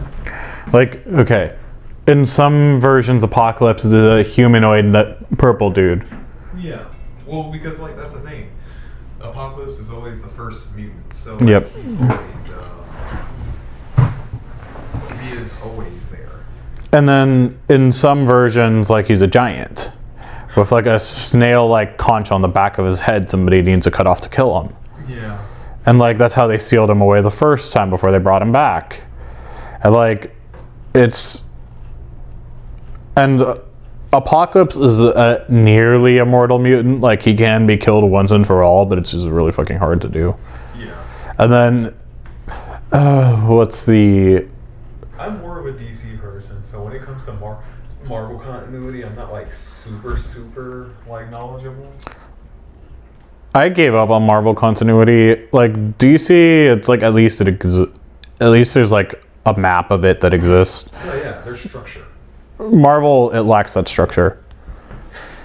No, you know what? And the main reason I started paying attention to like the DC universe's structure, Superboy Prime, because I had to figure out like why everything was going on the way it was with him, because like, so they had Superboy Prime like locked away at first, and he gets out. And then, like, when he gets out, he gets, like, super pissed at, like, all of the heroes. And, like, it was hilarious because I might have to use the induction charge. Is it? I'll check. As long as the red light comes on, it's charging. Like, the only problem is, like, sometimes, like, they make shit proprietary.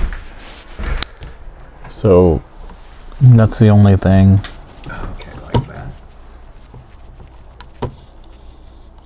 It's like in the middle of it,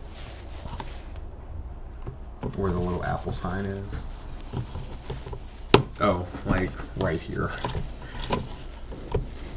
It's not turning. There it is. Yeah, my phone was gone. Like, I feel like I could write a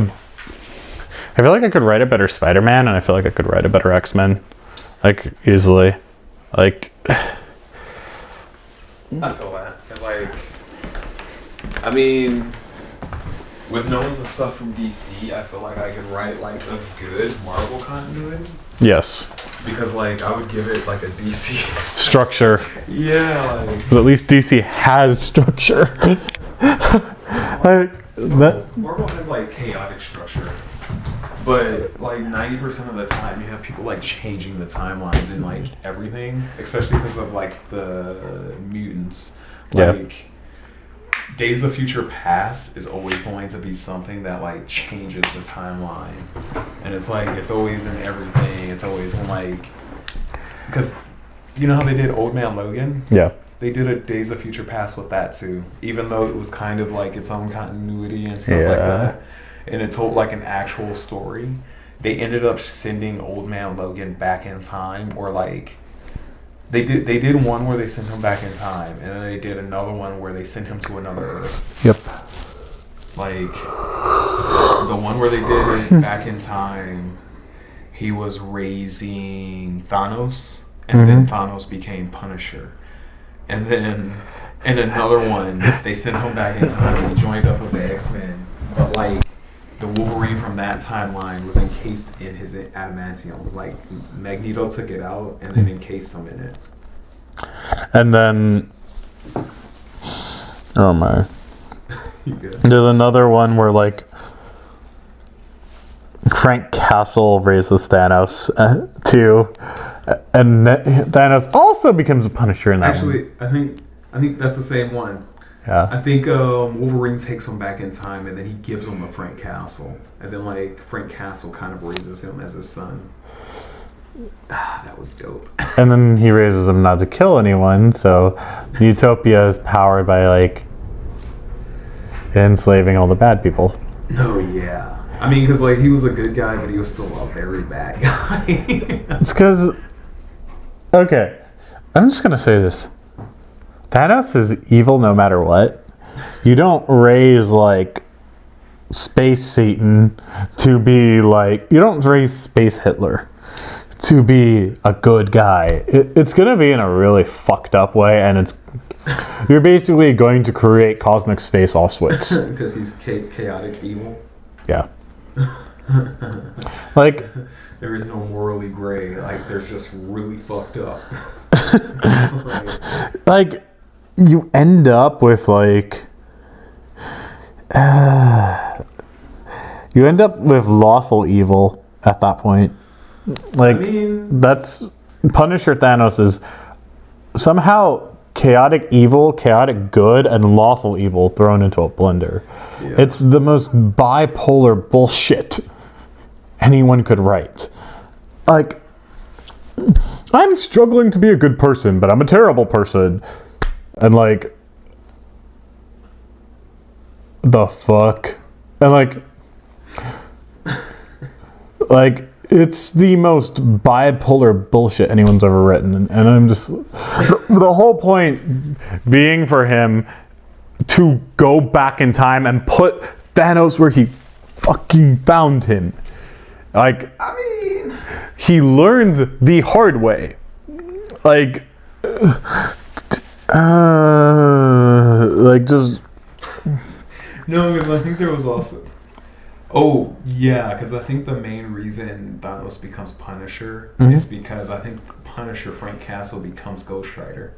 He becomes a herald of Thanos and then becomes Cosmic Ghost Rider. Yeah, it was like really crazy shit because like I think he was riding around on a motorcycle on fire and everything. I was like, yo, Frank, there we go. Like, do your thing. Like, and he's not a traditional Ghost Rider in that he doesn't have the spirit of vengeance. He just becomes a herald of Thanos when Thanos becomes like Galactus level space god. Yeah. And like he becomes a herald of Thanos against his will too. So and that's how he becomes Cosmic Ghost Rider, and it's just why? I mean, well, I think that story was low-key convoluted, but because like they could have just kept it at like Old Man Logan. I think they should have stopped with Old Man Logan personally. Yeah. Like Cosmic Ghost Rider doesn't need to exist. Yeah, I mean, we might actually be talking about the same story because I think Old Man Logan goes back in time and gives Thanos to him, and then he finds out that Logan is inside of the adamantium, so he joins the X-Men as their Logan at that point. And I think Logan eventually breaks out and frees his original self. Well, no, I think like the original Logan from that timeline, like I think somebody lets him out, and like he becomes like Bone Claw Wolverine. Yeah. And like he starts becoming feral, but I think they team up a couple of times, and it's like that shit's, from what I remember, that shit's dope as hell. Cause like I used to go through a lot of like Comic Storian and Comic Explained. Like I went through a lot of their playlists to the point where I found this one. There was one Batman comic book that was so fucking good, and it was like, it starts off with like, I think it was like called Batman No Sleep or something like that. It was like 72 or 78 hours later. Like at the beginning of the story, Batman is crawling through a vent. I think it might have been the Batman Who Laughs, because like the dude who gets into the Batcave does something, and then like Alfred blows up everything, and like it pushes him out of the vent, and then he has to like go for like a few days without sleeping. But like around that time, I listened to so much DC and Marvel shit that like that's when I found out about the like Punisher Thanos and everything like that, and like Wolverine, the two Wolverines and shit. At that time, they were making like a lot of stuff that was like multi-layered, where it was like, because I think that was the same time that they had like the three Jokers. Yeah. And then like come to find out, those three Jokers were like clones or something like that, and then they had like the original Joker, but he was like an old man or some shit like that. And like it was either they time traveled from, or no, they traveled from other dimensions to that one, because it was like,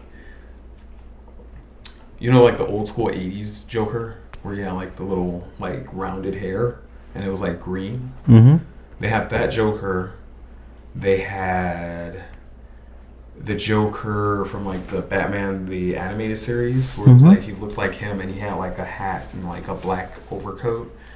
And then they had another one. In one of the Arkham games, doesn't Batman get like poisoned with Joker gas and he's trying to cure himself? Because that's if he fails, he becomes a Batman that laughs. Well, I think that's where they got the concept from, because like in that one, he was failing and I think he became Joker. But it wasn't like the Batman Who Laughs type of Joker. It was just like he went crazy and became Joker. And they cure him eventually. I don't think they cure him. I think by the end of the game, he becomes Joker. Like, it was actually dope. And like, I like how they rounded it off. Because like, you have the first one where it's like practically you're going up against Joker, you know, in Arkham Asylum. Then you have Arkham City, where like I think Joker gets sick, and like you're trying to fight him throughout the entire thing. But there was like this thing where, okay, so, which was genius. They had this thing where it was like, you know how like Joker calls him bats. Every now and again he would be like, Batman, and like you didn't really catch on at first, but every time he did that, it was actually Clayface.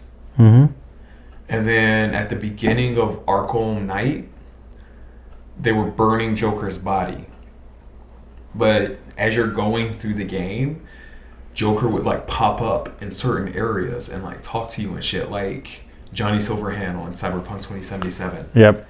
So that's when Batman gets infected. Yeah. So he gets infected. He's trying to find a cure. He only has like a couple of hours. He doesn't want help from like Robins or anything, because this is like when Tim Drake was there. You hear about the story with Jason Todd and everything, and then come to find out, Arkham Knight is Jason Todd. He's actually Red Hood. And then it's like, I think they like help each other out or something like that. But the Batman Arkham Knight is Red Hood. Yeah. Like, I don't know. It was like actually a really crazy twist because like you're fighting, and then you get to this one part where like you get to, I think they're in Arkham, and he does the same shit. He starts beating him with a crowbar and shit. And like he's strapped to Jason is strapped to a chair. He beats him with a sure. He straps him to a chair. He beats him with a crowbar, kills him, and then like, or no, he beats him half to death. He doesn't actually die because in this one, I don't think he has like the Lazarus pit. So, like, when he gets out, thank you. When he gets out of it, he ends up becoming Arkham Knight. Mm-hmm. He becomes like hella like dark, and then like he just comes out of nowhere and starts beating the shit out of you. So it's low key like the Red Hood movie, where like you know, the one with, and I do like the evolution of Jensen Ackles' career because at first he was Jason Todd and then he became Batman. You know what I mean? Mm-hmm. Like Dean from Supernatural. Mm-hmm. So back, I think 2011, they shot the movie for Under the Red Hood. Yep. And like, I don't think they could get the rights to reuse his voice for the motion one, where it was like you got to choose the story. But he was Red Hood at first. And like, you know, it was actually a really good story. Mm-hmm. Then you come to now where they have like the new animated series, animated movies, and like it's actually him as Batman, but like he is a dick. Like, Jason Todd would be the worst Batman. no. Although They made Jensen Ackles Bruce Wayne in the new movies that are happening. mm-hmm. This is a Batman, I think like, it was kind of like the animated series where it was like kind of 50s driven. Mm-hmm. So like he's like this guy who's just like, he meets Dick Grayson and he's all like, "Hey Bruce, do you remember me?" And he was like, "What? No, who are you?" And he's all like, "I'm Ramen. You taught me how to do whatchamacallit." And he was like, "What? No, I didn't. That would be very Irresponsible. yeah." He's like, "That would be irresponsible. That's child endangerment. What are you talking about?" And all like, "No, well, yeah, like where I come from, Bruce like she teaches me how to like, you know, not get revenge, but just channel my shit." And he's all like, "Your Bruce Wayne sounds stupid." And, like, Your version of me is a dumbass. yeah, because like there was this part, it was crazy because it was like Bruce is standing there, right? Mm-hmm. And it's like Tim Drake. It was pretty much the Bat family. They're all standing there, and like Bruce Wayne was like Jensen Ackles Bruce Wayne. He's standing there, and he was all like, they were talking about something, and like Bruce was just like, "I'm glad I dropped you off at the orphanage." And I think, I don't know if it was Dick or Terry, but Batman Beyond, Terry McGinnis, Mm-hmm. somebody like punches the shit out of him. And then they start like just throwing down. Like they threw hands like no other, but it was like, it was dope seeing, I think it was either Dick Grayson or Tim Drake. They were fighting Bruce Wayne together. It was like literally, I think everybody flew in to like start beating the shit out of Batman. But The oldest and the youngest brother. yeah, I was like, yo. Before Talia drugged Bruce and conceived Damien. No, but that's the thing. All of the Bat family, Is there, including Damien? yes, but none of them are related to this Bruce because this Bruce wasn't that dude. Like, And then Damien's still blindly loyal to him. He's still a version of my father, even though he's not actually my father. yeah. So I'm going to obey what my alternate universe reality daddy says. I'm pretty sure that's what exactly happened because like, I saw the shorts where it's clipped down on YouTube. Yes. And I'm just like, oh, Damien, you fucking moron. it was crazy because they threw hands. Like that shit was like, yo, low key, I might watch that tomorrow. It's like, Damien's like that kid where you're just like, bring back ass whooping. man, like, no, that was the thing though, because like, this Bruce Wayne was like, more centered and stern, Mm-hmm. but he was more of a dick because he didn't have like Dick Grayson in him. Like he was like more harsh. Dick Grayson was supposed to have like the happiness that Bruce never had. Like he indoctrinated Dick Grayson into crime fighting at the young age of like 9 or 10 because he didn't want him to end up the same way he did. Yeah, which is crazy because it's like when you get to like Jensen Ackles Bruce Wayne, he's just like, I don't give a fuck about none of that shit. Like, bro, like I'm gonna throw hands.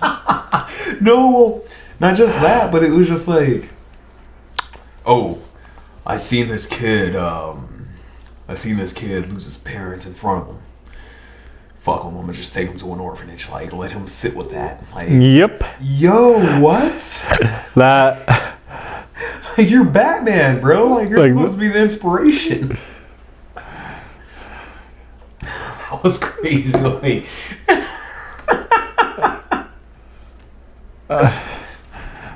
oh, fuck. I hate Damien with a passion. I think Damien needs to be deleted from the. Well, I'll put it like this. I hated him at first when I first seen like the first couple of movies. Mm-hmm. I think it was like after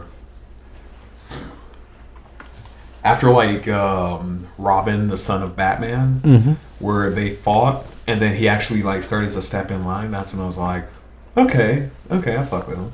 Like, he's cool. Cause like after that movie, I think it was like the Judas Contract, and like Yeah. he joined the Teen Titans, and like it was like when Nightwing at the beginning of the movie, Mm-hmm. they showed it was like Nightwing, Robin, Dick Grayson, Mm-hmm. Starfire first came to the planet, but she was like an adult already. Mm-hmm. Kid Flash, and like 2 other people. I think it was like Beast Boy and Raven. They fast forward from like Dick Grayson, Robin, to Damon, because like Yeah. they already had Jason Todd, Red Hood, Red Yeah. Robin, Tim Drake, and Nightwing. So, and then there's Damien, son of Batman, Robin, and then Tara once again stabs Beast Boy in the heart. Yeah. Oh, Like- you know what? They had 2 other people then, because like Beast Boy and Raven were a part of Robin, Damien's Robin. Mm-hmm. Yeah. Oh man. Yeah, and it's like there's no good version of Tara. Like, No, it's because Slade. yeah, in every continuity, Slade like ruins her childhood. Like, No, it was crazy. Yeah. Because have you seen like those little shorts that they have with like the like, I think it was like the 80s or the 70s looking cartoons, and it's Yeah. like it shows like they explained it too, like because like they were talking about how they had them in certain parts, and like, you know, they had Slade and Tara, and they were all like, Slade was sitting there and he was like, oh, okay, yeah, so like, you know, I take her in and train her as my protege. He's like, yeah, but that's not all. And it was like, the fuck else? Like, Yeah. It was like, oh, they make you a very serious like monster, and he was like, what? yep. Like, oh, bro. Like, whether it's from the Titans TV show or from the movies, I kind of end up hating Tara. Yeah. Like, in the Titans TV show, they make her like a dumb bitch. Well, yes and no, because like I didn't really hate her, because like I more or less hated Slade, because like in Teen Titans, they with double knee drop Dick Grayson. they I did love double knee drop Dick Grayson. Yeah, like they don't really insinuate that. Well, they kind of insinuate it, that that's what's happening, but they don't make it blatant like that. So it was like one of those things where when they did the Judas Contract, the movie, they insinuated the shit out of it. Like, he was inside of his thing working on his computer, and then she comes out in like a towel or something like that, and like leans on him and shit. And I was like, whoa. Tara and Beast Boy? No, Or Tara and Slade. And I was Yeah. just like, oh my god, what, why? She's trying to sleep with her adopted father. Yeah, and it it was just like, bro, like chill. Yeah. I mean, I know this isn't exactly like a kid's movie, but like I know you're not exactly biologically related, but it's still weird to sleep with a man that raised you. Yeah, because like, I mean, I think that movie came out like what, 2017, something like that. Yeah. It was like, bro, this is like 2017. You don't need to like add that into the shit. Like you can definitely take that out in this. It's not something that dystopian where like, what the fuck? That does not make sense. No, like. No, they back in the day they put it in so so then that way you would hate Slade more. Yeah. But like in this day and age, it's like, oh yeah, everybody hates Slade already. Like you don't need to add that shit. Yeah. Oh God. Eye bleach, mind bleach, soul bleach. And like, I do like this version of her backstory better because Slade actually picks her up when she's a little kid, and she's being sacrificed as a witch in Russia. Really? Oh yeah, because she was causing like earthquakes and shit. Right? She can't control her powers. No, yeah. Like, so, like, compared to like Teen Titans Terra, where like she's flying around and shit and drifting from town to town. And Slade manipulates her against the Titans to teach her how to control her powers, which he does, but...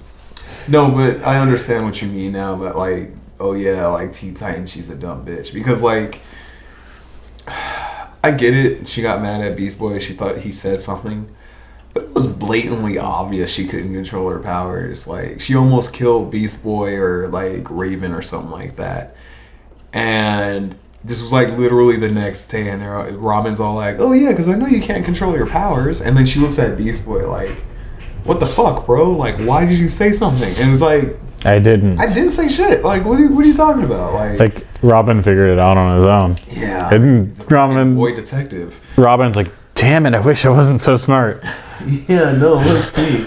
No, he was smart, but he was dumb because the fact like when that happened, he was like, well, "What happened?" Like, what did I say? Like, it was obvious. Like, he didn't know that, like, Beast Boy was the only one she told. But it was obvious as fuck. Like, I love that season. They should have gone after her. No, yeah. Like... and they didn't, which was, like... no, because, like, you know, that's the shit. Like, when shit was happening with Raven, they went through the fire and flames to find her. Like when I think it was like the 5th season when it was like her birthday and then Slade like got her because he came back to life and shit.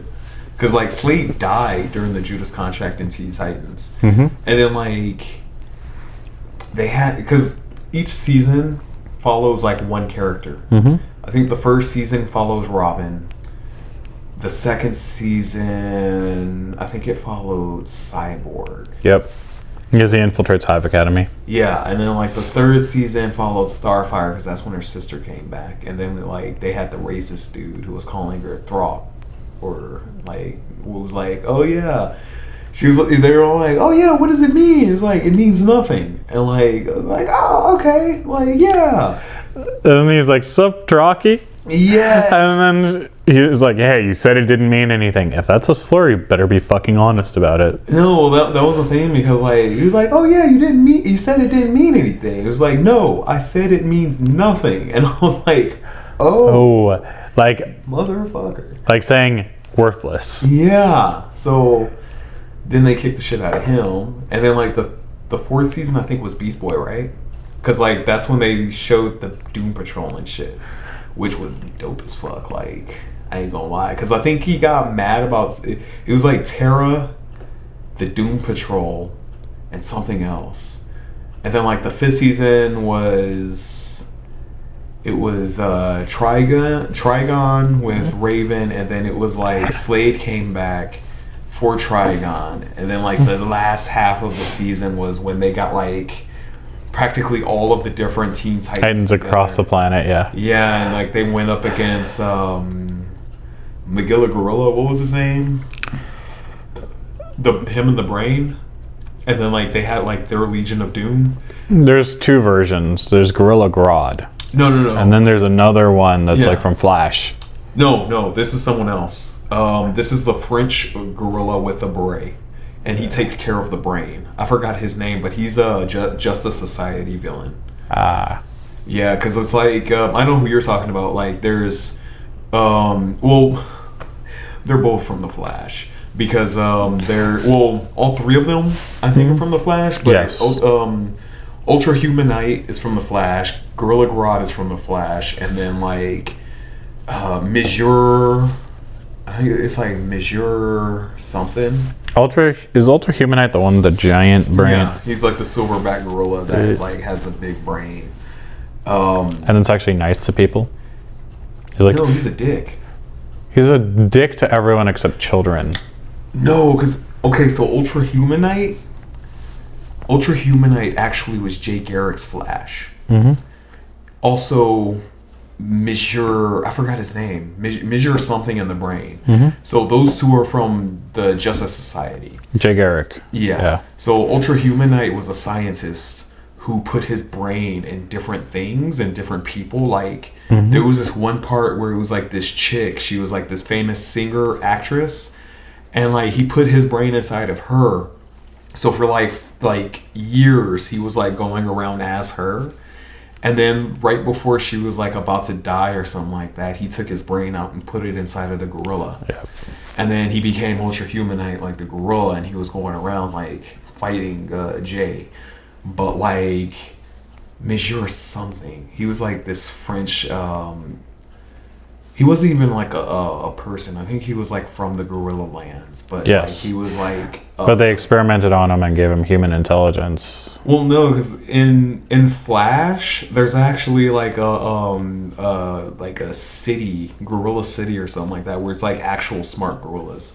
The only two that weren't actually gorillas were Gorilla Grodd and Ultra Humanite, because Ultra Humanite was a scientist and they gave Gorilla Grodd like the intelligence, and he went to the Gorilla City. But there was like a silverback gorilla that was in the Gorilla City before Gorilla Grodd was there, and like Gorilla Grodd had to like fight him like constantly for dominance.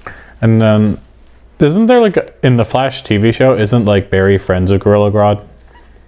Eventually, because like Gorilla Grodd was friends with Thawne, and like he was forcing him to beat up Barry. And then when Thawne never came back, he thought he like ditched him. So he got mad and he was gonna beat Wells, and like they had to put him inside of the costume. Thawne's costumes that like make him like calm down, and they almost got away with it, but those meddling kids like yeah. And it's like then Barry had to explain, oh yeah, he's an alternate reality version of Wells, and like he's a villain, he manipulated you, we didn't want to manipulate you, we just wanted to calm you down so we could have an actual conversation. We were gonna come clean with the truth at some point, and we just wanted to make sure everything was on the table to negotiate. Blah blah blah. It's because Gorilla City was originally a part of like Flash continuity, but on the show they made it a different Earth. Yeah, and doesn't Flash at one point give half of his speed to Gorilla Grodd, which is why he's able to get it back? Yeah, because they were fighting the silverback gorilla. Like he went to Gorilla City, and they had like a gladiator thing, and he had to fight to like stay alive. So he gave his speed to Gorilla Grodd during the fight, and like Gorilla Grodd was like low-key his friend, but he was evil because I think he had Jesse Quick come to. Gorilla City was on Earth 2 with like Zoom in them, because and Jesse and Harrison used to go back to their Earth, and they would just come to see Wally and shit because Jesse and Wally were dating. So at one point she came back and delivered a message like Grodd needs Flash or some shit like that, and like they were holding them captive inside of the cells and stuff like that to fight.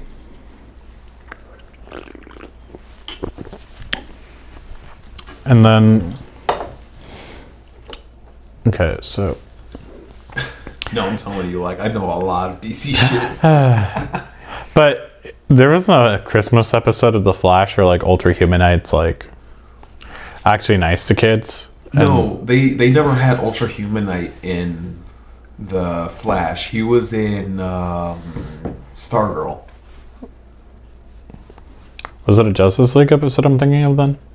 I think it was a Justice League episode, like the cartoon, right? Yeah. Yeah. In the Justice League episode, I mean the animated show, there was a JLU. Christmas episode where, it was JLU for real, because there was a Christmas episode where Ultra Humanite, he was like a silverback, he was a silver gorilla, or an albino gorilla, and he was working as like Santa's elf or something like For that. The Flash, and I'm pretty sure it's Wally West Flash. Yeah. Oh yeah, no, because the continuity of like Batman the Animated Series is that it's Earth Prime. This is after Crisis, so there is no Barry Allen, Wally West.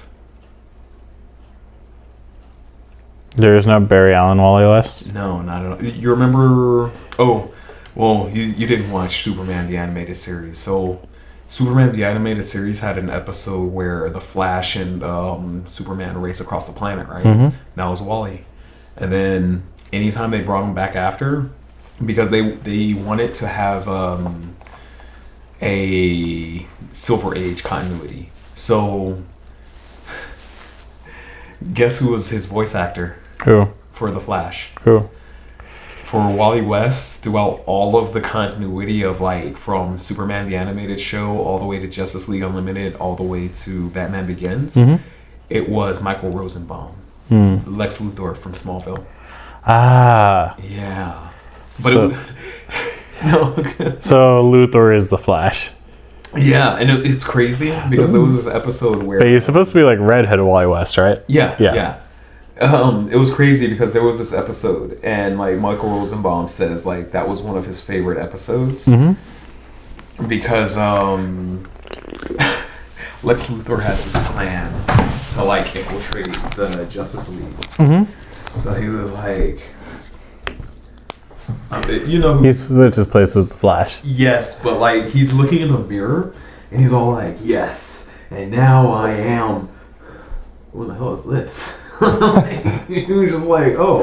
He thought he was gonna be Barry Allen, and he ends up being Wally West. No, he thought he was gonna be somebody important, like you know how Bruce Wayne is the Flash and Bruce Batman. Wayne is Batman, Clark like, Kent and Superman. Yeah, but he was just like some random motherfucker that like nobody knows. Like, He's like, who the hell is Wally West? yeah, because like Wally West is just like a forensic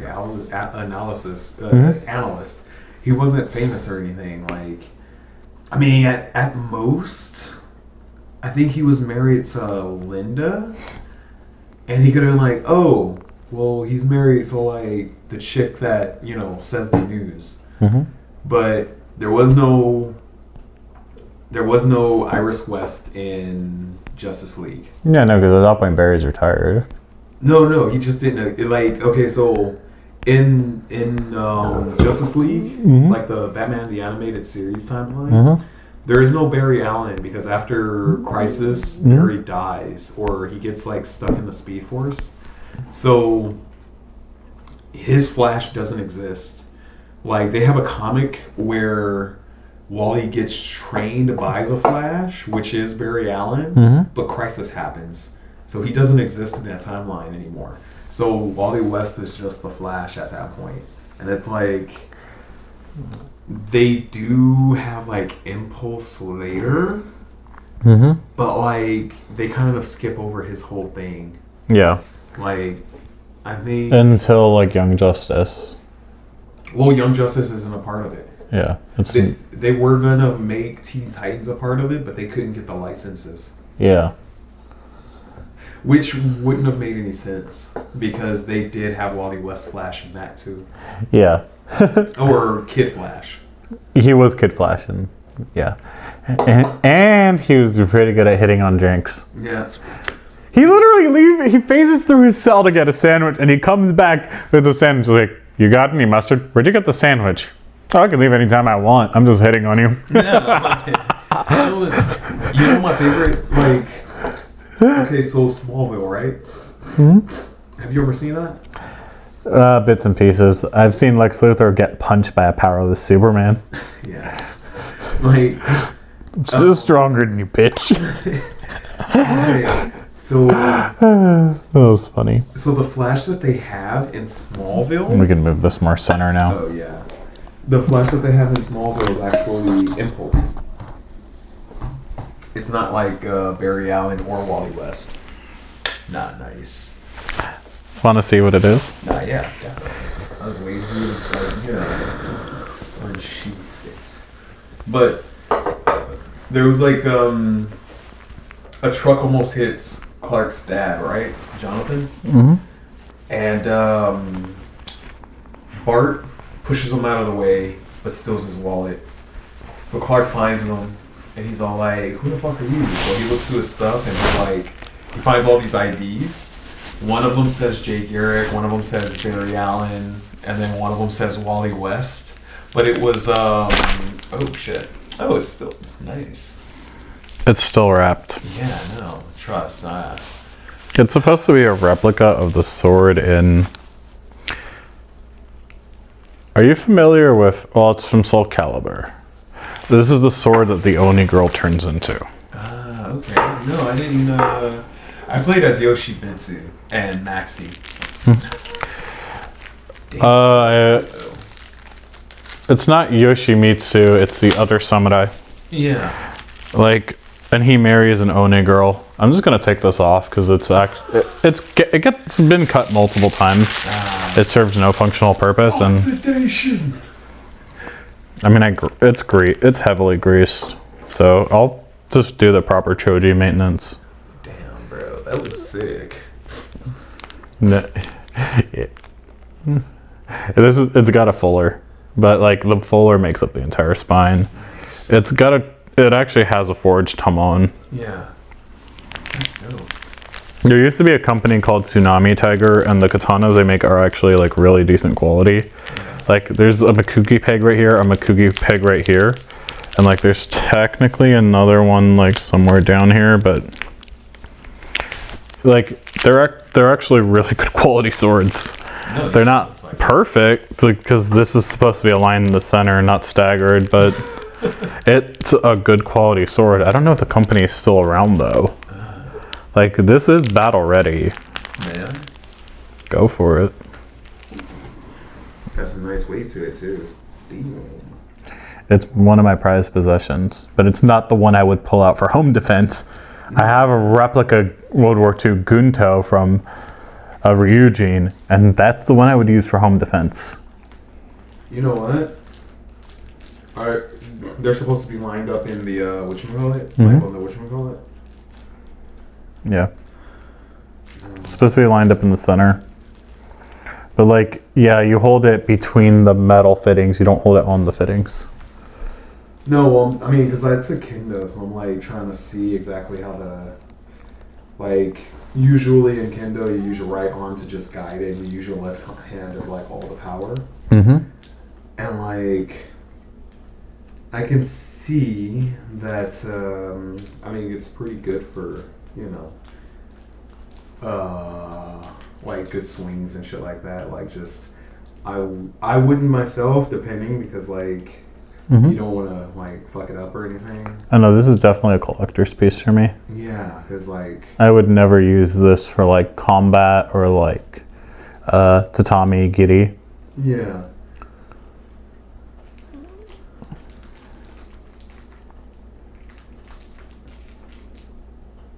Yeah, because I've had a couple, but they were like just pieces of shit swords. How much was this, or do you want to say that on stream? Or did you get it as a gift? It was a pretty penny. Oh, no. I financed that shit over multiple months. Like I paid like $200 a month for it over 6 months. Oh, look. So around $1,200, $1,300. Oh my god. And then I had to pay more for shipping. Yeah. Like, I had a way better job back then. Oh. A more stable job. No, yeah, I know what you mean. That's why I'm like trying to do what I'm trying to do, because like that's when I had stableness hardcore. Even though it was like kind of one of those every now and again type of things. Yeah. it was stable as shit. Let me see. Did you want to sheath it back or? Yeah, we could. I actually really like the sheath. Let's see. It's one of my prized possessions, but like I do eventually want to get a Damascus katana.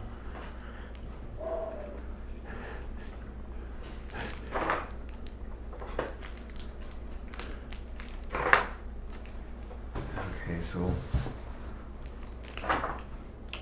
yeah, because like there's like a certain way you have to do it. Yeah. Because you'll cut yourself pulling it out hardcore. Mm-hmm. But taking kendo, like usually, I mean, we're using the shinai, so we don't have our hands like all the way up here and like. Yeah, you're not supposed to have it all the way up there. Yeah, like, and it's like roll it out from the side instead of yeah, like unsheathing something. Ooh, but yeah, yeah. this was dope. And like the color of the blade too. This is supposed to be. On it. Yeah. I noticed that. I was like, ah. Yeah, that's something that like I think came off during shipping. Oh, that sucks. Yeah. But you know what? At least it's just the sheath. You know what I mean? Like not in the like that, but at least nothing like super heavy like fell on it and it like bent in the sheath, because then it would be like a bitch to try to pull it out. I mean, I could glue it back in. Like Yeah. I know how to, so it's like not really that big of a deal for me. Yeah, because I think that's supposed to be the part where you loop it in, so then you can put it on your waist. Yeah, it's supposed to be that part. But like I can get the right glue on, like with a couple of tweezers. Yeah. Well, it'll be back in place properly. Back when I wore my kendo gi, like practically with something like that, you wouldn't have to like loop it in. You just like kind of fit it into your belt. Yeah. And like, you know, you kind of go with it like that. So then that way you could have like actually use your sheath as a weapon too. Yeah. Well, if you've noticed, you know Ikaku uses his sheath as a weapon. Nah, yeah. Like he uses it as a shield and a weapon. Yeah, because like honestly, have you ever seen Samurai Champloo? Yes. Not in years though. Like I haven't seen Samurai Champloo since I was like 12. Yeah, it's because like they, both Gene and Mugen used to use their sheaths as like, well, especially Mugen, but the sheath was made out of like a different material. It wasn't wood or anything. It was like metal or some shit, because he would be able to full on block like sword swings with that shit. And it's like, if it was made out of wood, it would definitely be cut in half. But he had a specific type of, I think he had like a Chinese blade or something like that. Yeah. And like, you know. A Jian. Yeah. Or a Dao. Like, Gene had like, you know, the samurai blades, but. I'm gonna put this back over there, but. Yeah, no, that's dope. Mugen actually had. He had like a really dope sheath, because he had a blade in the bottom part of it. So if like shit happened, he'd be able to actually like take out the blade to cut it. And then like when Gene was going up against the assassin, he actually used the it's like the forbidden technique that his sensei taught him how to use, or it's like I'm gonna use the stool. oh yeah.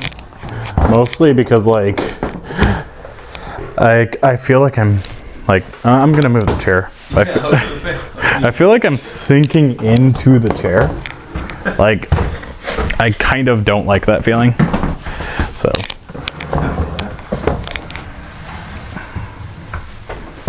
I actually sometimes prefer the stool. So because the stool forces me to use my back muscles to keep my back straight. So it actually feels like I'm reclined in a stiff chair. Well, It was not charging my phone, or at least I don't think it was. It's turning on, which is a start. Let me see.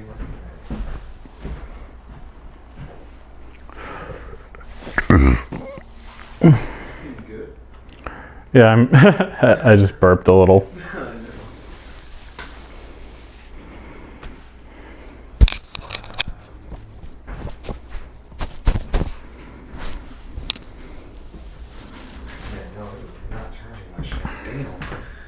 What the hell? Why is my phone being like super dead right now? And where did I put my charger? It's not over there, right? It's not, but let me check.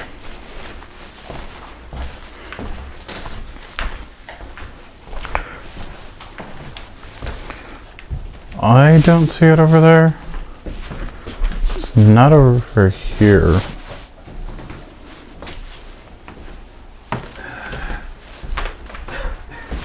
I'm glad it's, oh, well, I felt this, which means my block should, oh, okay, yeah, it's right here. Okay, let me see if I can put it in over here. It should charge pretty fast with this charger, but it's just like, it was not charging over there.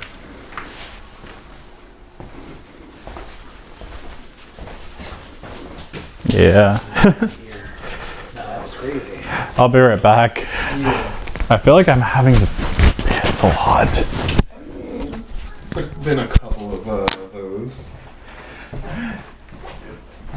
Yeah, but it bothers me that I have to keep using the can.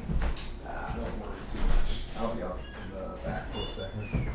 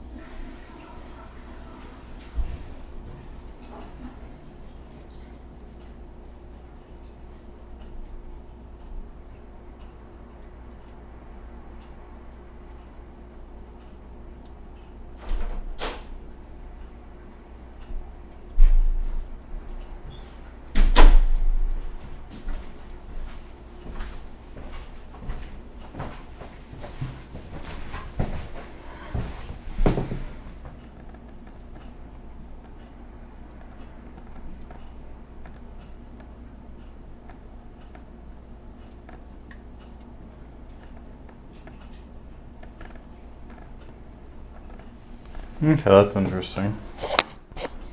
I don't know who Rory O'Driscoll is.